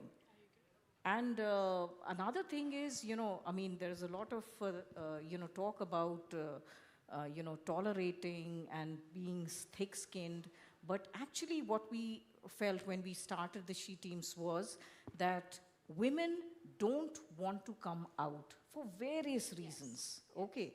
And that was the biggest challenge that we saw when we started the She Teams. And that is why we ensured that first thing is that we will keep the identity of the victim confidential. That is number one. Next is we will ensure that, we will give her a lot of platforms, whether it is through the WhatsApp or through the other social media pages or through an anonymous She Teams office located outside the police station. All these things we tried to find out, the psyche of the woman on what will help her to come out and report. And, as you're saying, call it out, you speak out, report crime, that is what we wanted. And, hopefully, She Teams has done their bit, but we have a long way to go also. Yes, certainly. But well begun is half done. So completely, it's great to listen to those fascinating stories. Before I give the final words to Mr. Jayesh, what is the digital hygiene that you would recommend? Some digital hygiene tips? See, it's before going out, you take a shower, right? So the same way, before going on to the internet, you have to realize that there are a few rules and regulations you need to follow. If you want the respect, if someone comes with their hair all over and with body odor and things like that, you have a certain persona of them. So digitally also, when you're coming out, you're bringing your persona in. So it is very important to maintain that digital hygiene in terms of your persona as well. So I think that when you put things online, that, not everything that's thought-provoking has to come onto my social media. I do have a lot of thoughts, but I speak about it in different forums that make sense. Don't use that social media as a tool to just go out there and speak about how bad society is and, oh, I want to do this. Do it in a nice way where you can make a positive change and build a community. Because when you have community support, that is when you can make a change to yourself. Absolutely. Because you're motivating yourself and the others too. So I think the digital hygiene you need to maintain is to keep a very nice, positive community atmosphere around you. Like how you would do while you go out for dinner with friends, etc. Jayji, your final thoughts on the campaign, call it out because it's not okay, and particularly the role of men as allies, as supporters, as partners. Of course. So I mentioned earlier also that this is a very timely campaign because the digital penetration is going to become many, many folds more. And lots of first generation users are also going to come to digital. Digital is also being encouraged in the vernacular, so it's going to explode like never before. And therefore, how to handle these adverse consequences, etc., is very, very important. But I'll reiterate something which I've been mentioning since a while, which is that, see, the digital world has been made easily accessible, low entry barriers for a purpose, and also anonymous so that more and more people use it and obviously benefit from it. But as we have all understood, there are certain elements who have their own kind of personality, weaknesses, etc., who also get into it. So I still feel that it is possible to identify such people at an early stage, red flag some of their digital behavior, and maybe keep an eye on them. And it's not to say that there's the wherewithal with all the large companies and even with the government is not there, but definitely much more coordinated effort is needed. So, for example, if I'm creating a Facebook account and instead of putting my picture as the profile picture, I put someone else's, some film actress's picture, or I changed my DP every so often to kind of put someone else's picture, etc. Some red flag should be raised. It should not mean that I'm immediately suspect of something more heinous. But definitely some alarm about my behavior should be raised, and eye should be kept on me, and we have the wherewithal to do all these things. So that is one, that this will also make internet a safer place, and it will encourage, as Pragya rightly pointed out, any kind of harassment which you face, however thick-skinned you will be, but it will kind of bother you. It will pull you down. It will, at least for a moment, it will cause some element of sadness in you, and obviously that kind of inhibits you from doing something more on the internet as per your full potential. So that is the loss that we are kind of causing to the society by encouraging, or by at least remaining passive about some of these delinquencies which happen on the internet. And obviously men have a very important role to play. So while Swati is mentioning that they do counseling of the parents, see, if you really dive deep into this entire sociological phenomena, it all starts from the child rearing practices. When a child is small, and if you give a signal at home that between the parents, like if the father shouts at the mother or even hits her in some context, it's all okay, it's very manly to hit your wife or abuse her, etc., etc. These are the signals he grows up with, and obviously when he gets a chance to get into a world which has low entry barriers, which is anonymous, it doesn't cost anything, he kind of misuses his position. So larger social issues are obviously there, but men have a very important role to play, no denying that. Okay, let me open the floor for the questions now. Please go ahead. Yes, please. I'm going to ask the mic to be moved. Please introduce yourself and go ahead. Good evening, everybody. I'm Mrs. Wing Commander Sanjay Vidyadharan. I'm from Air Force. I'm an ex-Indian Air Force officer. It's a general question about ladies being harassed.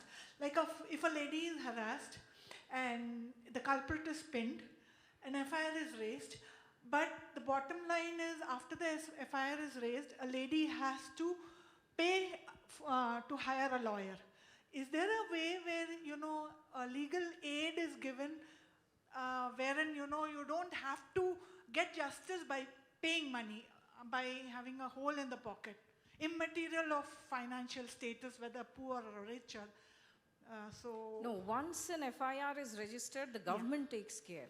Okay. We give there's something called the public prosecutor from the government side. Exactly. They will take care of the entire case. So yeah, but what I mean to say is, like, a lady is harassed, if she has to have justice, she has to pay for it, right?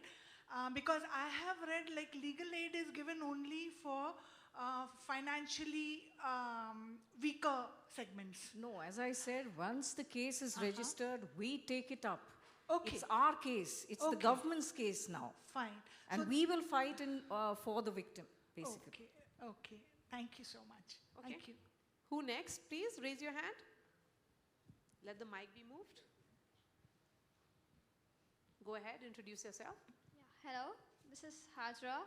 Currently, engineering BTech final year student from Shadan Women's College of Engineering and Technology.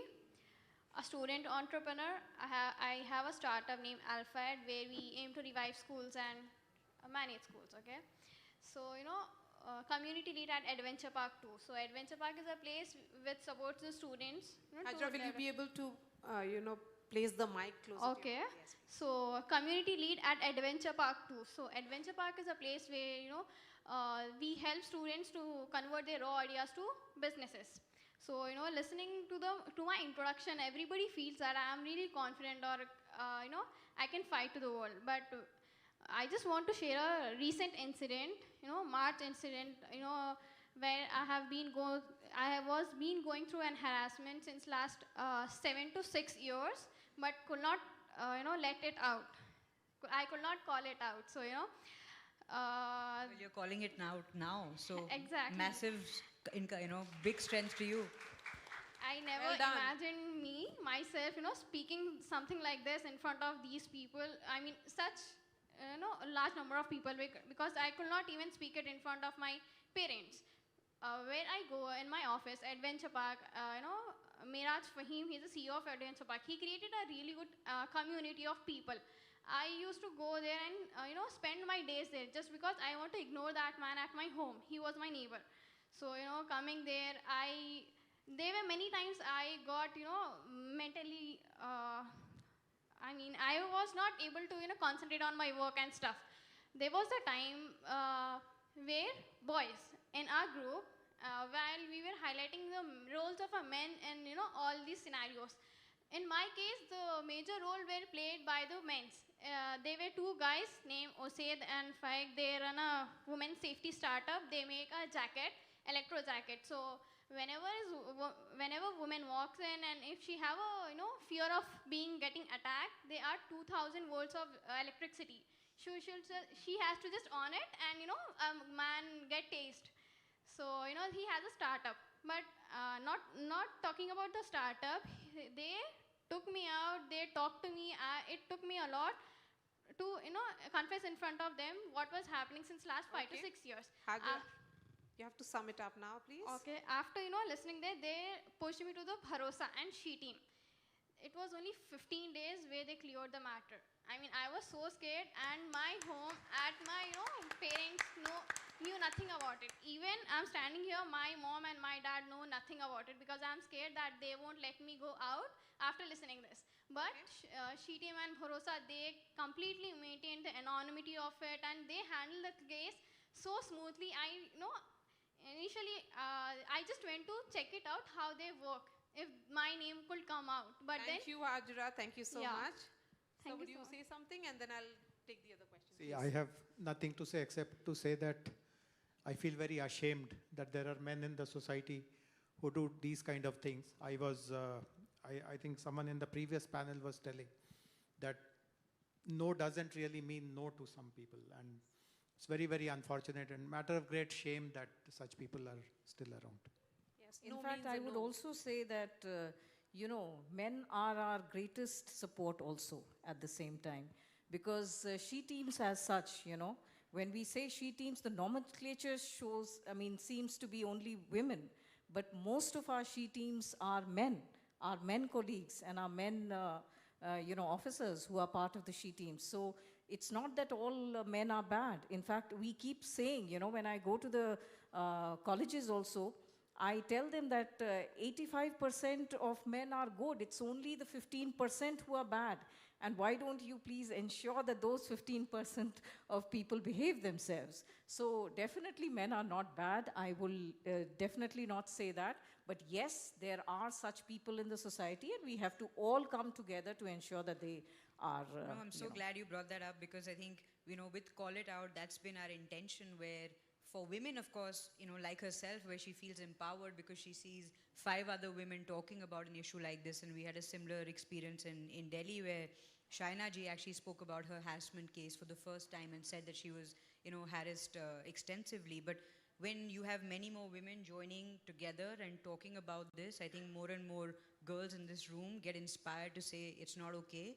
But also encouraging men to stand up and say, if you're seeing harassment, please call it out and go out and support the woman who's being harassed. So, thank you so much for sharing your story.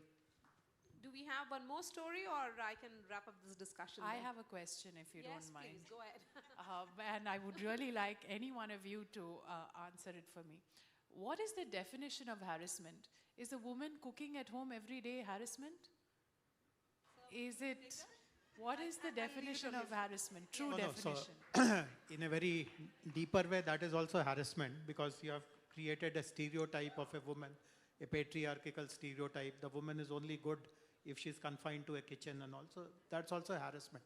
See, I guess the way one would define harassment is that anything which is done to block her potential, block her true potential, in my opinion, will be harassment. Okay, let's wrap up this discussion. Thank you so much for joining us, Jayaji. Upasana and Swati, thank you so much for your time, and let's invite Pragya to felicitate the guests. Yes, no, thank you so much for being here. It means a lot to us, and it was a really fruitful conversation. Thank you to our panelists. Thank you, Maria. Thank you, Pragya.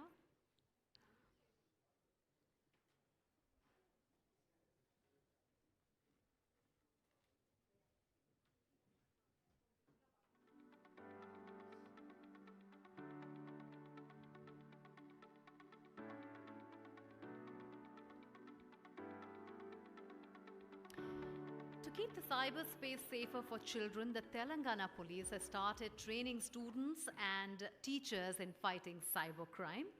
They are called cyber ambassadors. Now, these cyber ambassadors are working on the ground to make other students and children aware about cyber safety. I would now like to invite back on stage Ms. Swati Lakra, Additional Director General of Police, ma'am, Women's Safety, Telangana, to give a token of encouragement and appreciation to our cyber warriors, our cyber ambassadors. Kashish Singh, may I invite Kashish Singh? Manika. Thank you so much.